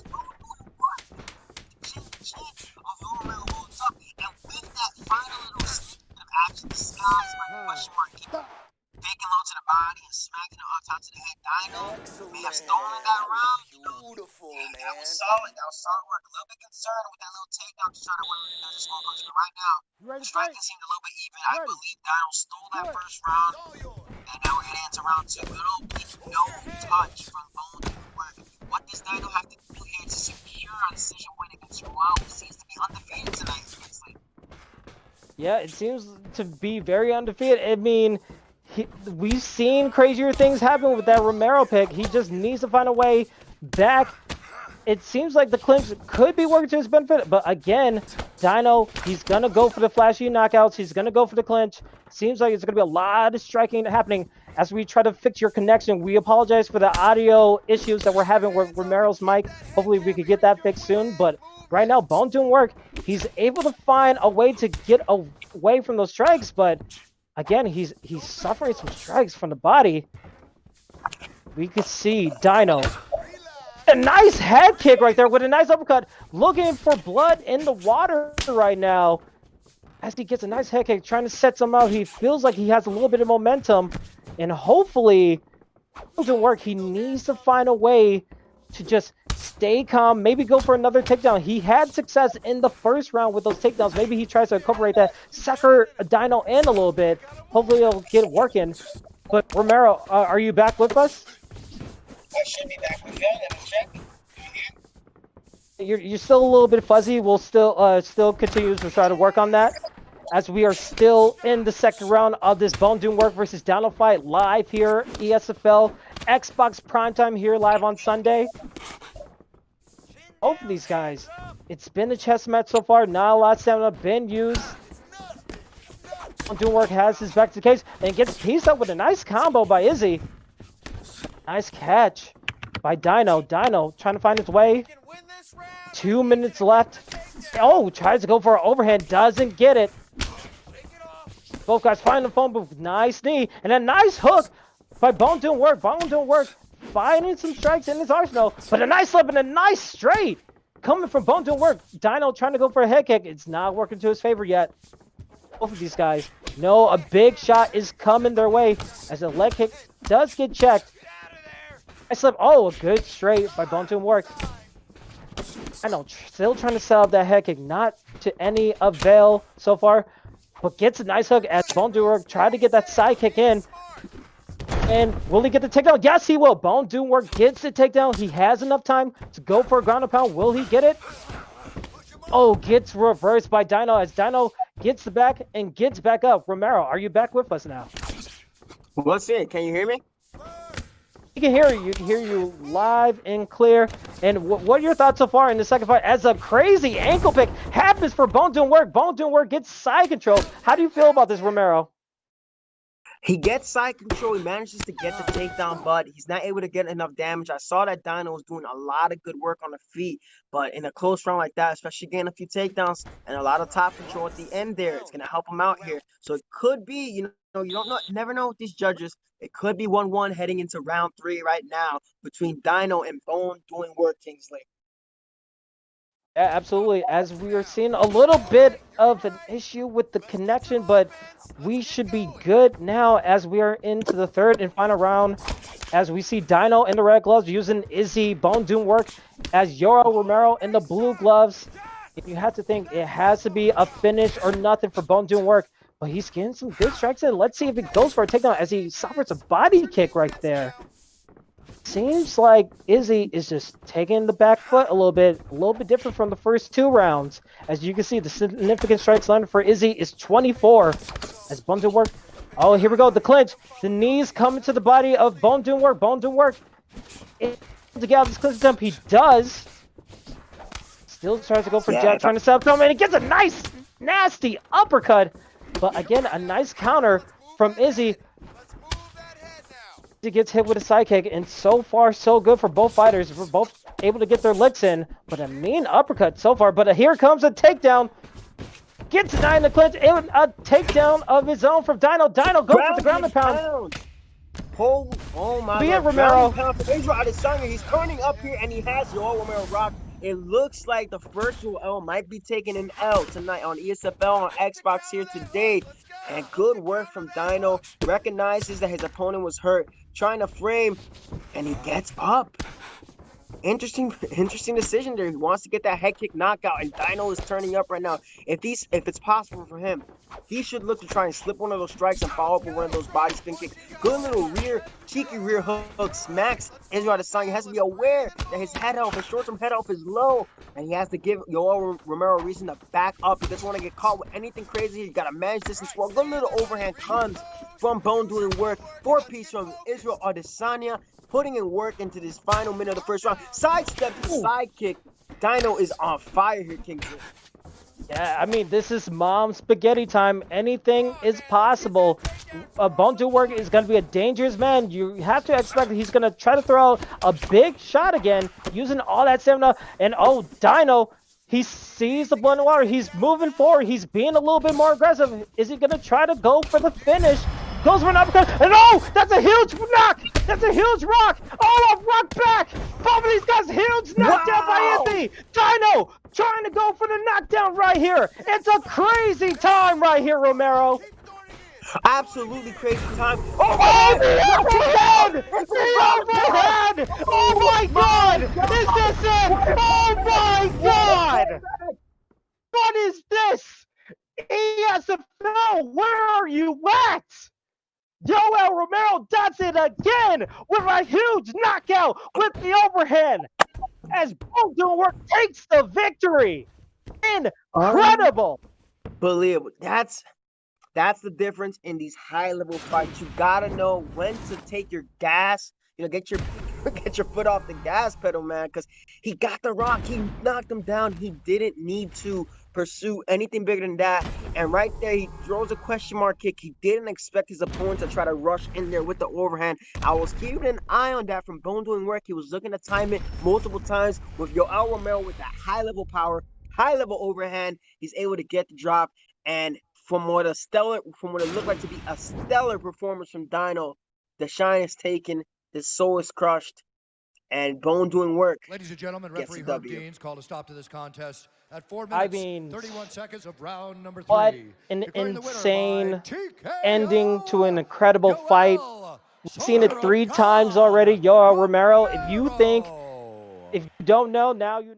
Because like people are using them and people are able to adapt and able to get out these crazy victories with an overhand. I said it before previously in that final fight. You got to watch out for the guy who has his back to the corner because he has nothing to lose and he will do anything to get the victory. And you can see that trusted overhand just landed with the question mark kick trying to land. Dino got a little bit too careless at that final moment. He thought he could get it, but man, what a contest. That probably has to be fight of the night so far in like maybe 5 this season that we have so far. I mean, what an incredible finish to that fight. I mean, I don't geez, man. I don't know if anything's stopping that war that Swiss and Payton had, but that was right there with the best comeback of the night for sure. Fight of the night, absolutely. And right here, fellow game changer, brand new Mac, one of the best at mixing it up on the feet, elite ground game, elite submissions. Fights with his with Dino and Combo coming out of Vegas MMA, working with Kinetic NRG, extremely well rounded. He knows that Mangan, I believe that's how you pronounce it, won his last fight by headlock, guillotine. He's looking to avoid it and wants to win by Americano. What can you tell me about Mangan, Kingsley? Mangan, I mean, you have to say, going to the featherweight division, I mean, he says he's been grinding ranks and quick fight like a lot of people, a lot since the launch to give himself the best chance come fight night. He feels like his work with Max Holloway on the feet can put almost anyone to sleep against even a Charles Oliveira. And he sees Max as a tough matchup for himself, but he feels like he has the tools enough to put him away both on the feet, on the ground, if he plays it well enough. So he's expecting a lot of his kickboxing style, his dangerous submission offense, and his good distance management to pull him away and into the victory column in these opening day of the ESFL Xbox season. So we're in for another good one as we still have 2 more fights after this, and they're the co-main and main event, so we're getting closer to even better fights. It's only going to get better from here, Romero. Yeah, right here we're starting off. Charles Oliveira, solid pick in the featherweight division. Only 3.5 star rated, but he has some deadly submissions. Max Holloway, what can we say about Max Holloway? One of the best kickboxers. Good little body spin kick and a smart, technical clinch, body uppercuts from brand new Mac, and that's different. Good little cheeky switch kick there, showing that he can strike.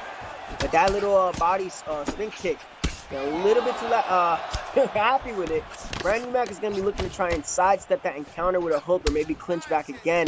But so far, good striking for brand new Mac. But as it comes right here with Max Holloway from Mangan, extremely deadly here, Kingsley. Yeah, extremely deadly as we see the aggression by both of these fighters. And oh, that knee, that could have been trouble right there if he didn't have that new mechanic in UFC 4. If he was able to block, that could have been damaging and a quick KO. But again, it seems like the Holloway, except for the clinches, he's been getting some good strikes in. But Charles Oliveira, he's no slouch. He's been an underrated pick as he gets his legs swept up from him. It's been a good showing for both these guys so far. Absolutely good showing, but as you can see right here with Mangan, he's throwing a little bit too much, kind of whiffing on a lot of strikes. I know Max has 99 cardio, but you still have to be pretty precise with your boxing. Of course, if you get a knockdown, then who cares about stamina, right? Knee misses brand new Max head. Tactical clinch, tries to go for a takedown, denied. by Mangan. And he's happy, you know, he's going up against a vet. He wants to put on a show. He wants to get this knockout, but there's levels to this. Spinning heel kick misses. Mac does not let go for the takedown. Sneaks in a little cheeky knee clinch. And now some clinch work from Max Holloway himself. And this is a really back and forth fight, but I do see that Mac is winning the exchanges. Good takedown denied from Oh, wait a minute. Mangan. Oh my God. Oh, here we go. A guillotine submission attempt. This could be damaging. You saw the prompt up there. He wasn't able to get it. This could be damaging. It's going to be a race to who gets the first end of the victory. This is, oh, that stamina is low. It's going to be crazy. Oh, oh boy. This could be a submission attempt. Oh my God. This could be upsetting. Oh my God. Wow. Upset of the night. Brand new Mac gets submitted by Max Holloway. Max Holloway is known for that guillotine counter. He actually almost caught Dustin Poirier with it in round 4 of their fight. He's always been deadly with that, and Mangan just announced himself to the ESFL, taking out brand new Mac. Wow. Impressive work there. Absolutely. If you wanted to make a statement, that is the statement you want to make. You're going against who has elite submissions, elite ground game, and you are just stepping on the scene and you just put your name on the map. I mean, when we see these next couple of fight cards, we're probably going to see his name, and it'll be really interesting if he makes his way into a certain title opportunity maybe in the future. I mean, there could be a little bit of a tournament on the horizon, who knows? But I mean, that's a good way to get your name out there and have the people cheer for you. I mean, do a Holloway pick and a submission with a guillotine. That get ready. He's on his way to do something. We'll see where he goes on from here. The matchmakers are going to have feel like a daydream with him. He's going to be amazing for the next guy he fights. Absolutely. You know, Charles Oliveira, his submission defense in featherweight isn't the best. So even though he has high sub offense, it's not that much. It's not that hard to believe why Mac got submitted there, but that was insane. That is upset of the night for sure. We already had a fight tonight. We had an upset of the night, but tonight we're on to our co-main event. Cody Dank. Yeah. We're going to take a look at the fight card. We're going to just recap what we've been seeing as we're down to our 2 last fights. And on our main card, we had so many incredible fights. I mean, we had the 3 Romero comeback victories. I mean, the prelims were amazing. We saw wins from Michael, Styles, Jamie Buck, Palin, Slick Cold. Unnoticed Legacy was able to come out with some victories. We saw Dabikin scope on a crazy show. Bone doing work with the craziest knockout so far in UFC 4 ESFL history on the Xbox side. I mean, what have you seen so far, Romero, that caught your eyes? Well, what I've caught my eyes is that the submission guillotine counter has been putting in a lot of work. You know, it's R2.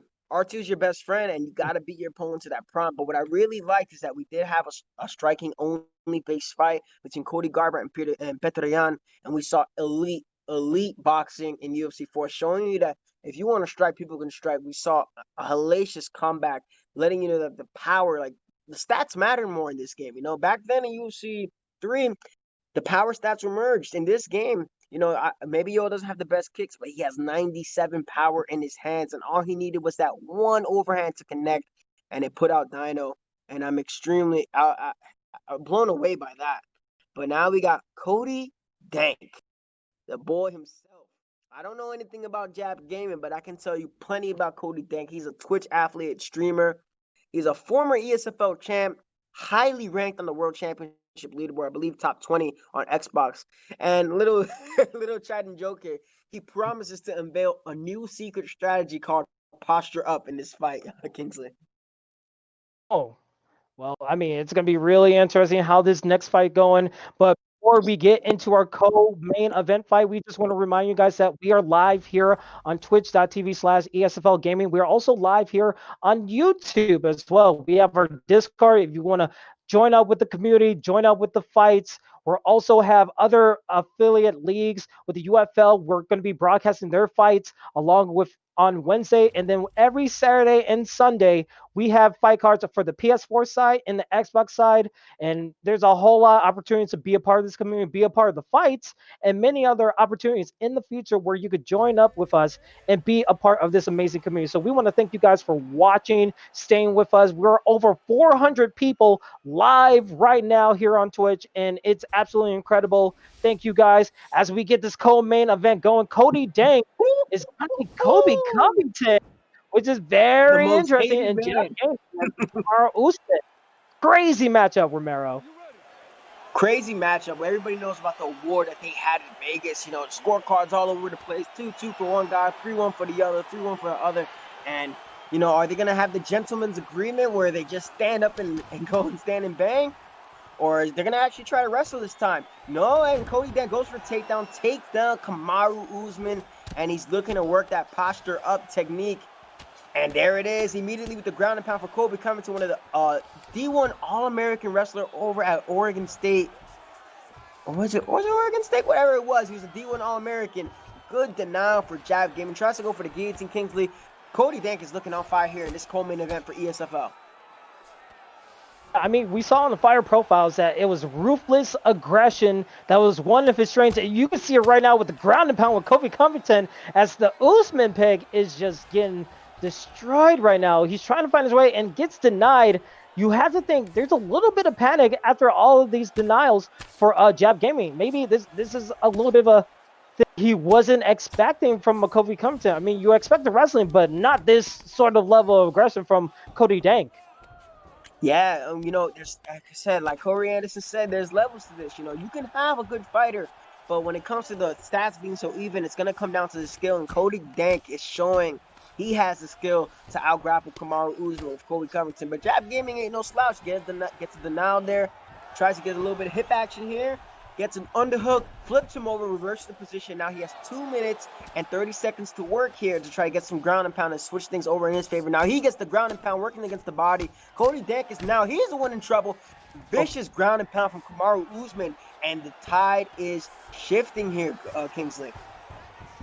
Tide is indeed turning, and you can see Cody Dank just wanted to get out there as soon as possible after that ground and pound as he suffers a body kick, and the striking is coming ahead. But Jab Gaming, he's holding his own so far. He could possibly steal this round away from Cody Dank, but Cody Dank, he's no slouch as he goes for a takedown again. He's going to try to take him to the cage, but a clinch attempt by Jab Gaming. Jab Gaming attacking with the uppercut. And some strikes and good defense so far. He's coming to play, Romero. Yeah, and that's impressive. You know, coming back from that really rough start, you know, he's managed to stop that first turning takedown attempt from Cody Dank. That's really hard to do. You know, you gotta have some skill. Turns again, unable to get the late denial this time. And Cody Dank is here in side control. You know, you can't get KO'd in side control, but if somebody postures up on you, they can KO you. So Cody Dank is looking to get the round here. Good denial from Jab Gaming. About 40 seconds left. The stamina looking kind of low with Kobe Covington going wild with the pressure. Cody Dank, but now he's backing up against the fence. You gotta think like there might be a takedown coming from Jab Gaming. Notice that the kick animation for Usman isn't exactly the prettiest thing. It's because that if you have low level kicks, as a result of that, your moves don't look as good. They also don't have as much power. So I would probably refrain from kicking with Usman. But strong start for Cody Dank. Good comeback action there from Jab Gaming. I don't know who won that first round. I mean, a lot of the takedowns went into Kobe Covington's favor. Cody Dank was doing really well on the ground until he got reversed into the ground and pound, and it just seemed like Jab Gaming, he was able to get those clinch attempts, get those knees on his body, and then a vicious uppercut late towards the end of the first round. So you have to feel like he's a little bit confident in the way Cody Dank is managing his stamina. It's very low compared to his, and he's probably going to look for a lot more strikes to the body and maybe another uppercut to just throw Cody Dank off a little bit. And you can see both guys are just standing in the phone booth and striking right here. Let's see who goes for the body first as a nice slip away from Jab Gaming, and it seems like he's ready to keep this standing up right here. Yeah, absolutely, for sure. Good adjustments from Jab Gaming, using that back lunge in order to land that cross after stepping back to plant. Cheeky little head kick action there. Cody Dank, you know, Kobe doesn't have the best power, but he lands those stinging punches, and they tend to overwhelm you like he did against Robbie Lawler. Good body kick again from Jab Gaming. Tries to go for a knee, but he gets caught with a hook, and the head help is not looking too good for Jab Gaming. I know the stamina's low, a little bit lower for Cody Dank, but now he's picking his shots a lot better, blocking where he needs to block. Good jab, straight good lead combo. hook, lands. But a good combo on his own, and here's Rock. And a good squat. That could be trouble. Jab Gaming. Yeah, absolutely trouble here. The sprawl position is a terrible position to be in. Your opponent has an option to continue to punch your body, but look how Cody Dank, calculated veteran, as you can expect here. Now looking to use the check hook. He's made a read that Jab Gaming has been slipping, and now he's looking to catch him with this hook. And Jab Gaming's got to think, all right, maybe I won that first round, but now it's not looking too good for him. And Cody Dank is beating him to the punch here in these boxing exchanges here, Kingsley. It seems like both guys are trying to find the rhythm, but it seems like it's back and forth. It's seesaw of rhythm, as both guys were able to get the combo out, but the knockdown by Cody Dank was very beneficial to his game right here. But again, Jab Gaming, he's not shying away. He's being really aggressive right now, but he needs to make sure he's not being too careless, because if he goes for that body kick as an ankle pick comes out and gets the takedown into side control for Cody Dank, I mean, this can only spell good. Maybe he goes for a posture up right here, Romero. Yeah, he's probably going to be looking to posture up here, at least in this fight. That first round was kind of iffy, could go either way, but it looks like Cody Dank, you know, he shook off the cobwebs a little bit. You know, this is UFC 4. This is a different game in comparison to UFC 3, and he's made the adjustment. Now goes the other way, tries to look to posture up, sneaking in those punches through the guard, and we're seeing a reversal in fortune here, almost about to finish Jab Gaming. Wonderful work, but he gets a reversal here. Now he ends up in backside against Cody Dank. Kingsley, this is a scrap here in this co-main event, delivering up to everything that we expected from the ESFL. Yeah, absolutely. This is what you want a co-main event to be like. And you can see both guys, and this ground and pound, he had success in this in the first round, but the second round, he's finding a little bit more. This is his comfort level right here. Just staying the ground and pound. As I see here, I'm getting a little bit of issue with my visuals. What can you see on the screen right here, Romero? I can see right here that Cody Dank is faking, and it looks like Jab Gaming gets up off his feet. I would say that the round goes to Cody Dank here. This could arguably be 1-1 heading into this third round again, and we've seen this ultimatum happen plenty of times before in these 3-round fights. You know, it could be 1-1, could be 2-0 the other guy. If you think you're down, it's either you got to press the action, try to get this finish, sway the judges in your favor, maybe try to get a 10-8 round in there, or you just have to accept the L. In third round, it seems like the most crucial round so far. No one has really left it to the judges. It's been either find the knockout or just suffer the loss right here as we are approaching the third and final round. Mom spaghetti time right here as Cody Dank is in the red gloves using Kobe Covington in the co-main event, and Jab Gaming's in the blue. And again, Jab Gaming going back to those body shots. He kind of went away from that in the second round, but he's looking to come back. At head health is low for Jab Gaming, but he's still going aggressive as he gets a head kick for the knockdown. That's huge. The momentum has shifted into Jab Gaming's benefit, and it seems like he's smelling blood in the water. Cody Dank has to be a little bit troubled, but he's getting some combos. He's put on the aggression.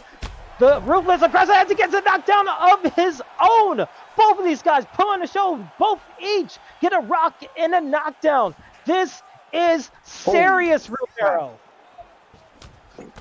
Absolutely good reads from both gentlemen, able to knock down the other fighter in this third and crucial round. I wish that if there was draws in this game and this fight somehow makes it go to a decision, I would not be mad if this fight would end up being a draw, because both of these gentlemen that's a huge rock. Crazy rock here. He is hurt. He is in danger here, Kingsley. Ooh. And we've seen it before. When someone's in danger, they go all out. They have nothing to lose. Jab Gaming, he's still a dangerous point. He tries a head kick. He almost got punished, and he gets punished with a head kick. That could be it. Will that be the fight? Yes, it is. Cody Dank wins the co-main event of opening night in prime time ESFL. Gets the head kick, gets the rock, and able to get the victory as we see him on screen. Probably super happy that he was able to get the victory over Jab Gaming. And, man, he has to feel over cloud nine, Romero, because that was a crazy fight right there. we may have lost Romero, but I'm just going to keep continuing on the praises of Cody Dank. Cody Dank put on one heck of a show right there. It seems like we lost connection with Romero, but hopefully we'll get him back very soon for the main event. But again, speaking on this main event fight, I mean, what a great showing by both of these guys. Cody Dank able to get, he was in a little bit of trouble in the beginning of that third round, but was able to just calm his nerves and find a way to get that head kick in and able to get the knockdown when he really needed. I mean, good showing by both guys. Jab gaming came into play. He had the posture up, ground and pound working to his benefit. He was able to get some body shots off. But when those body shots, when he kind of leaned away from it, he was able to get countered and easily taken advantage of by Cody Dank. So I can't wait to see what their next fight is going to be. It was an incredible showing by both of these guys. And I think we're going to take a quick break for the main event. Again, guys, stay with us. We will be right back, and we'll get ready for the main event coming up.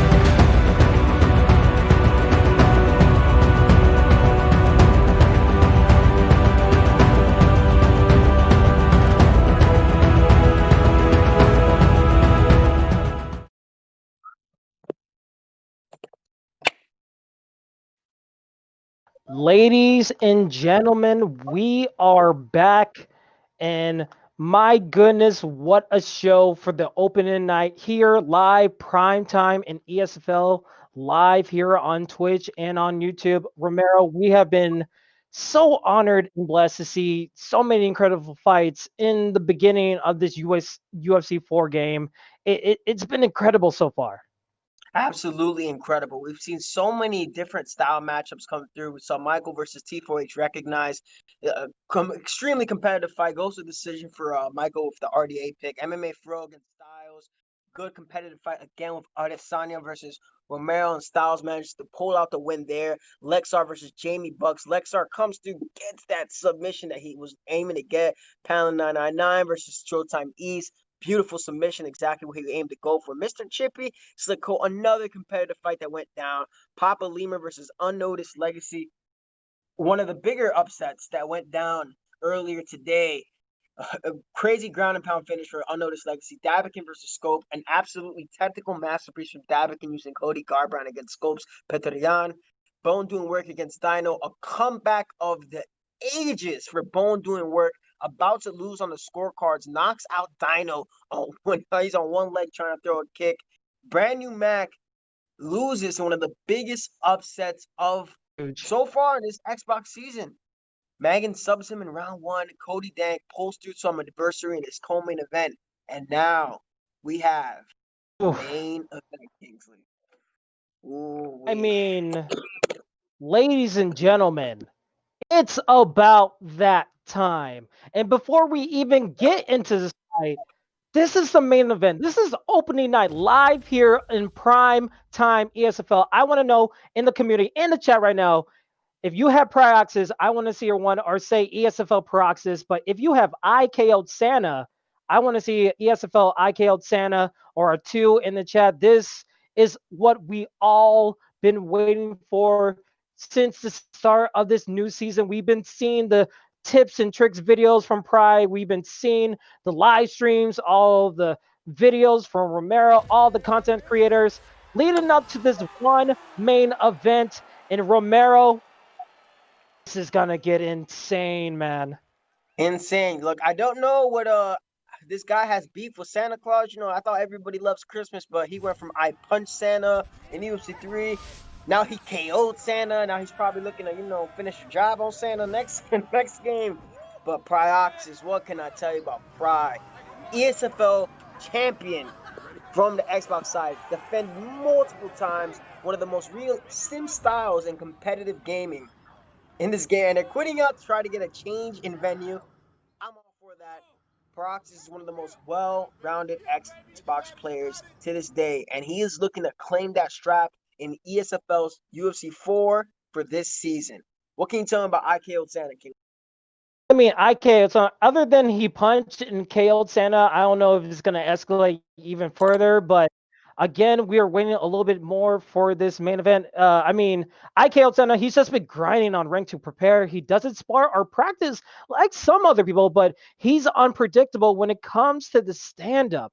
And he thinks Pry is a great player. He has a lot of respect for Pry, but when he sees this fight ending with a KO in the second or a decision. So he says, I'm either going to damage him so hard, it's going to be over in the second round, or it's going to be one hell of a war that's going to go to a decision in his favor. So both of these guys, this main event is what we all been waiting for. Unfortunately, it's not going to be taking place in the backyard. It's going to be in a more pristine arena, hopefully maybe T-Mobile Arena, possibly.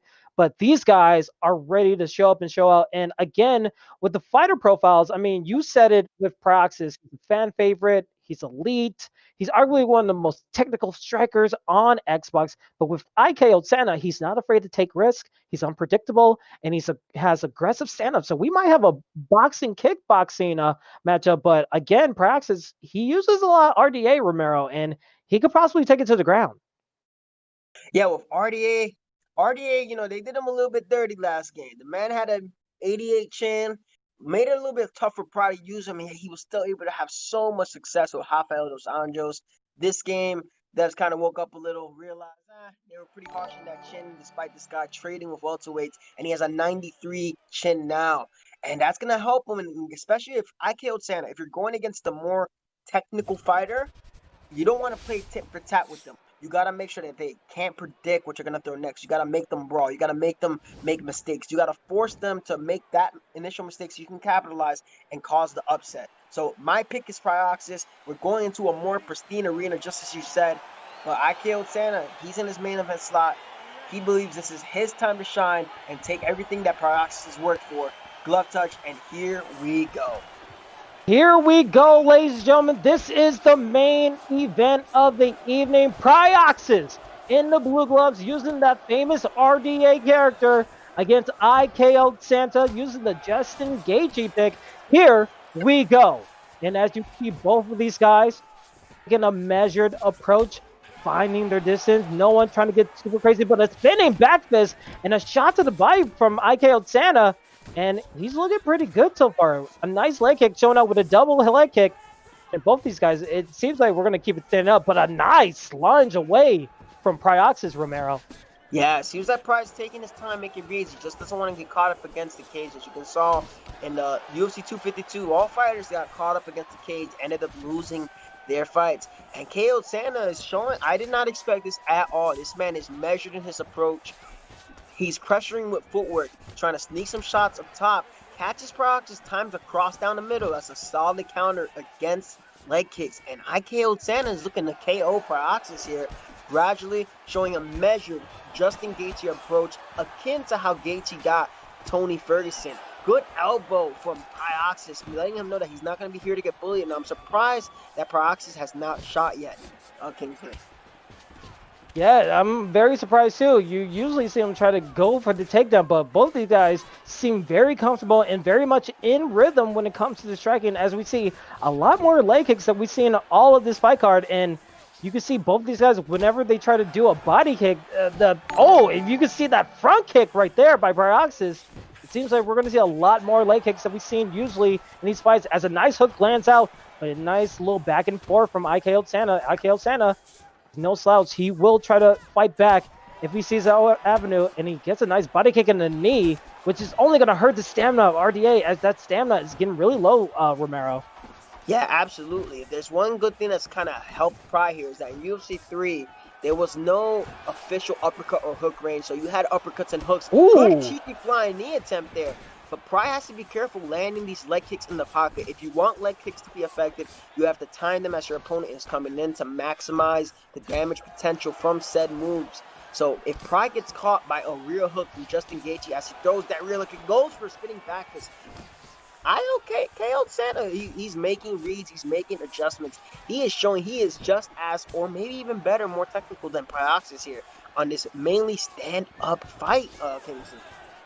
Yeah, and Romero, I just want to get your thoughts on this. I know it's a little bit of a little thing, but when you see this orthodox versus southpaw matchup, how does that change the kicking distance or the striking ability of your fighter? Because I know when people go orthodox, it's a little bit easier to get your kicks off and your punches off, but when you go southpaw versus orthodox, that kind of changes up things a little bit, right?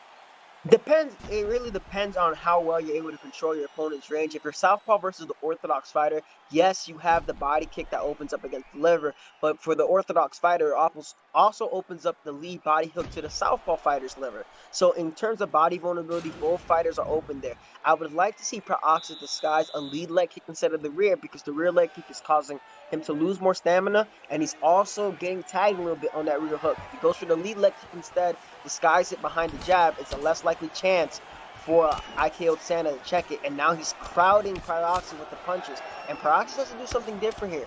He's landing good work, good double leg kick here, good adjustment from Pryoxis to double up on the leg kick, get KO'd Santa thinking here, and the head health is in his favor, but he ducks into an uppercut and is able to block.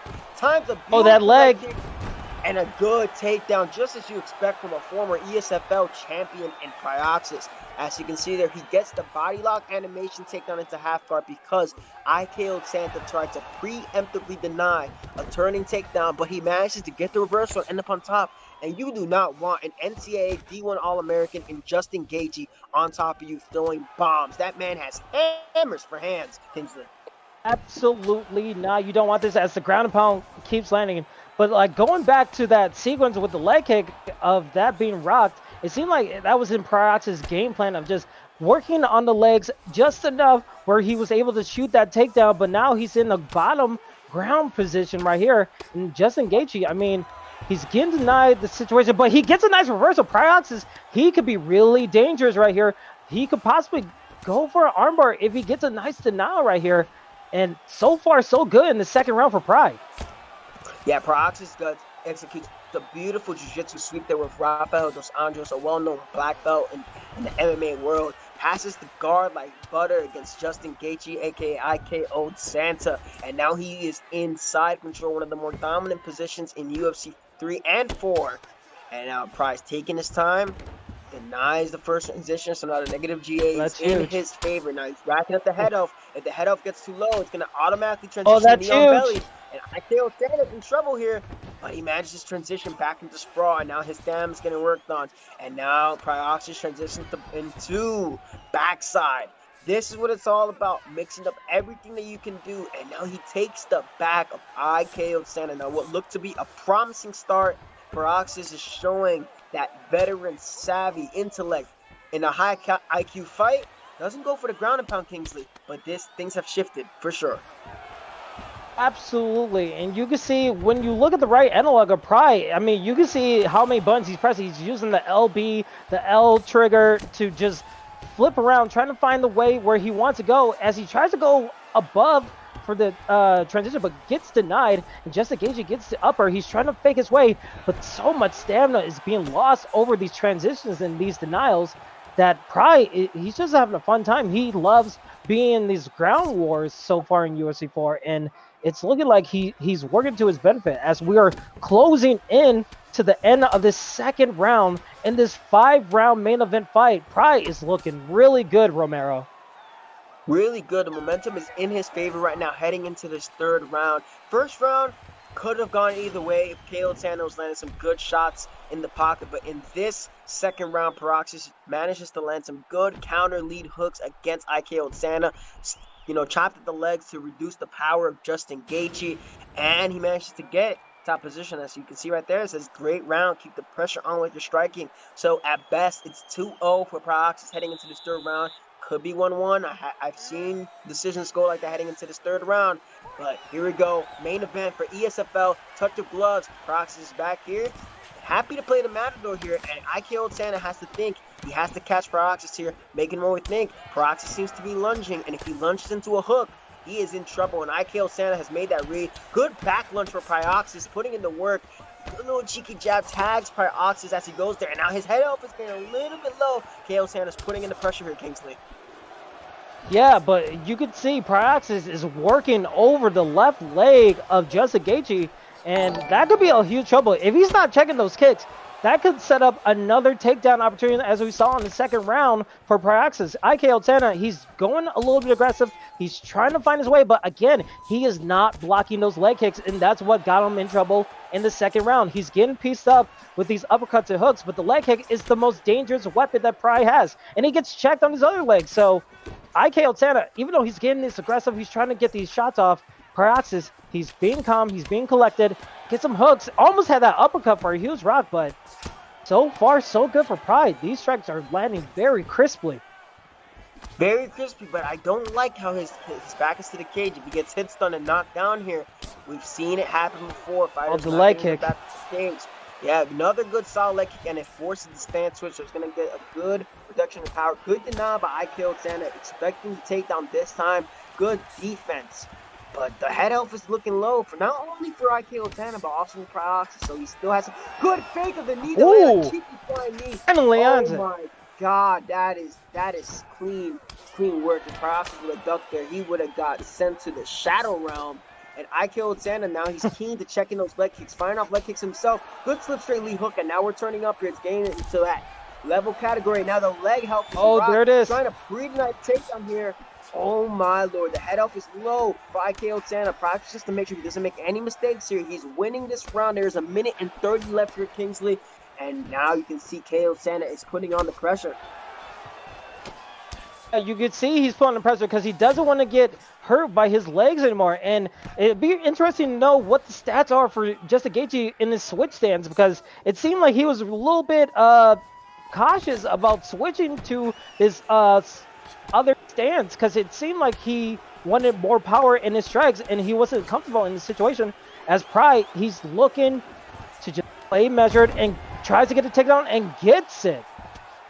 Measured veteran approach there from Pryoxis. Recognized that his opponent's turning up a little bit. Couldn't really predict what he was going for next.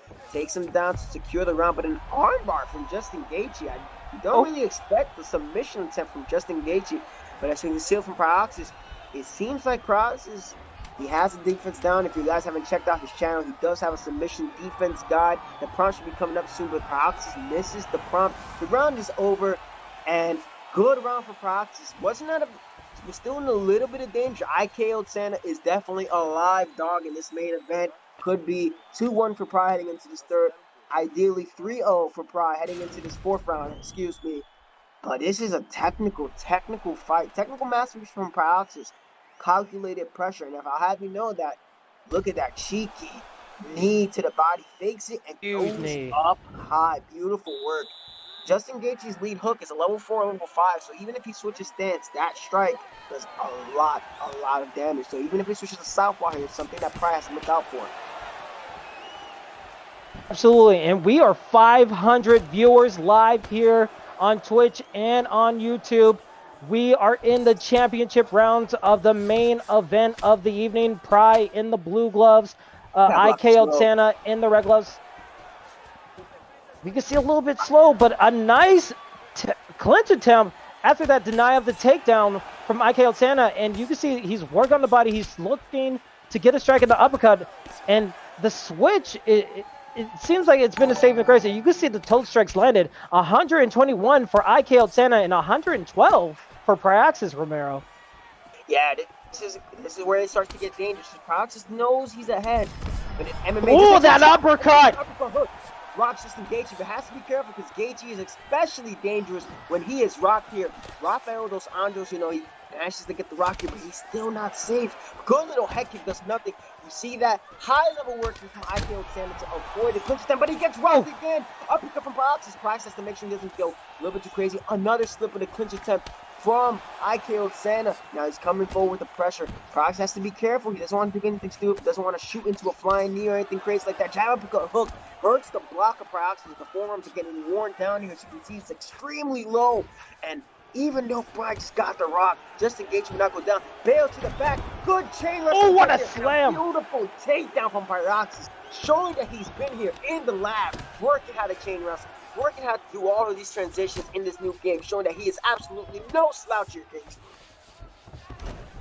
Absolutely, definitely not a slouch, and you could just see that Pryoxis has been watching the previous fights because he knew, like, when he got that rock, he was like, all right, we know that this opponent is still dangerous. Justin Gaethje is still dangerous, even though he's in dire straits right here. And Pryoxis, he's just going to work. He feels like he's in a rhythm right now, in the side control, just forcing these forearms and elbows, trying to go for a crucifix, but a nice denial by IKO Santa. And Santa, he's still in this. He needs to make something happen. Something has to change in the momentum because it seems like it's been nothing but Pry so far, Romero. Yeah, nothing but Pry. Pry would be smart here to control this round. Look to get the ground and pound finish. Look, even in fights that you are ahead, you have to stay disciplined with your defense, and this was the right decision for Pry. The fight to the ground, just don't get reversed here. Now he's laying out some devastating ground and pound. The ground and pound. And he is almost so close. Beautiful work from Pryoxis, using that grappling posture up one more time. Good dodge there. One more time. Santa lives once more. Denial from Pryoxis, looking to posture up one more time here, and he gets the posture transition. Blocking the hook is IKO Santa, tries to frame one more time. Well, that could be it. Going on forever here, and this could have been a 10-8 rounder than the new rules in UFC 4. 2 rocks. Yeah, bro. Beautiful. We apologize for the technical audio difficulties that's happening right now, but again, a huge, great showing from Pryoxis. He was so close with that ground and pound, just landing nothing but strikes. You can see on the replay, the head kicks, everything. The opponent is hurting for Justin Gaethje. And again, the 5th and final round of this main event fight. It's been a spectacular event. Nothing but respect for both opponents as we get this going for the last round of the main event fight. Let's see if IKO Santa could do something different, but he gets chain wrestled down again. Pryoxis one more time. Will he be able to get a submission victory? Or is he going to go posture up and get the ground and pound TKO? It's been nothing but ground and pound for him. You can see IKO Santa and put into the top mount situation on the bomb, but gets able to transition to the half guard. It's a nice denial. And we can see Pryoxis. Oh no. So this is exactly the issue right here. So now Pryoxis is on his back here. He's clearly ahead in the scorecards. He does not want to be on his back here. This ground and pound system is absolutely grueling and punishing, and you do not want to take shots from Justin Gaethje. And Pryoxis is rocked here. And this is where IKO Santa can steal the fight here. He has to look to deny this posture up. And look, he denies it. Good job from Pryoxis here. And he manages to get the sweep. Wonderful job using the jiu-jitsu of RDA. And that's where things get scary, man. You could be winning a fight, and it just takes one mistake for things to be over. Pry manages to avoid death there in the posture position. Denies that transition. It's going to start working on the head health of IKO Santa. And it's looking like it's going to be a cruise, but even though Pryoxis is winning here on scorecards, this man is a live dog, and he is showing up, making sure that people know his name. That look, if I don't get this, it's fine by me, but I'm here to scrap, and everybody's going to know my name, win, lose, or draw. Yeah, I mean, both of these guys have been putting on a great showing. As there's still time left, we are close to 2 minutes left in this fight. Justin Gaethje, IKO Santa, he's had to pretend that Pry is Santa because he needs to knock him out quickly to even remotely get the chance at a victory, possibly in the judge's eyes. But Pry is going to use the hooks. He's going to use the striking as we are getting closer and closer to the end. IKO Santa getting more desperate, trying to find his openings, but he can't get too careless because he knows Pry is ready for the uppercut as the head health gets low, but the stamina's low for Pry. Pride needs to watch out. 1 minute remaining in this fight. Can Gaethje get the surprising knockout, or will Pride take the victory and get a knockout of his own? Here we go, Romero. You can see the sense of urgency coming from IKO Santa. Pryoxis is using a block. He's trying to survive here. There's forward pressure. Can't make any mistakes. If he shoots, there is a risk that IKO Santa is going to go for this flying knee. There is the flying knee. Oh my God! You can call me Nostradamus if you want, but there's about 15 seconds left here. This is an intense final few seconds here. Seconds of the fight. Leading with the hook. Goes for a desperate knee. Uppercut. Gets a slam. And that will be it. That is the end of the fight. What an incredible fight, Romero. I mean, you have to think that this was prize fight. But again, what an incredible showing by both guys. Incredible showing by both guys. Now, this is definitely fight of the night. Absolutely, for sure. We can give KO tonight to the other brother. But, man, KO Santa to go 5 rounds with Pryoxis, somebody who's been labbing in practice mode, looking up all the tendencies, checking out all the strike values, putting in all the work that he has, and to put him in that much danger, it's intense. And we're going to see what the judges say here. The damages, man, they're showing a lot of Justin's highlights. Let's go to Bruce Buffer with the decision. Ooh-wee. Let's see what's going to happen here.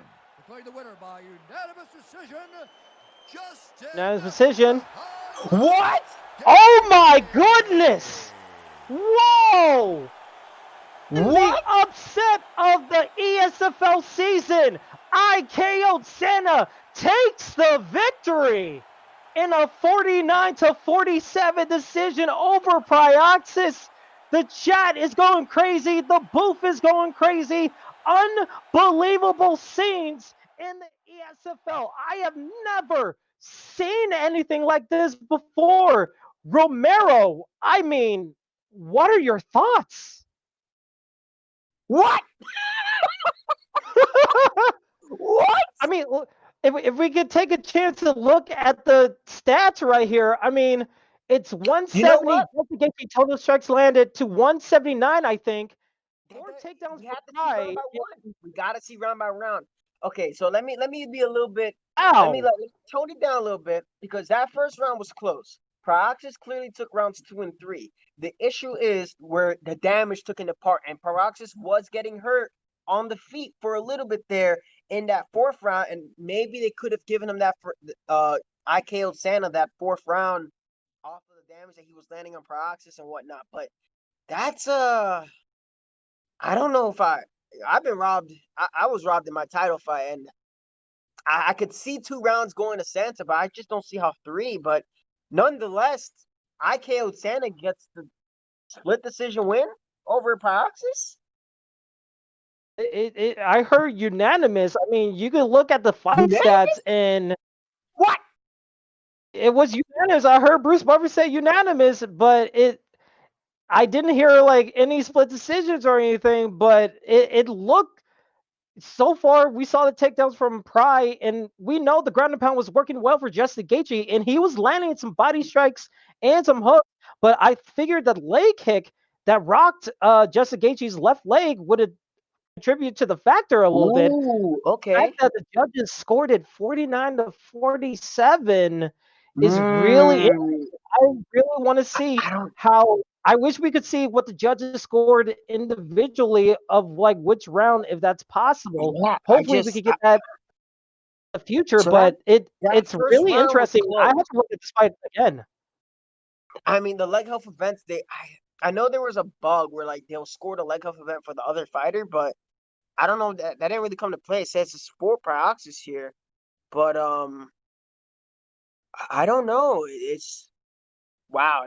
Talk about drama to start off on the Xbox side here. If there's a wild card system for Pryoxis,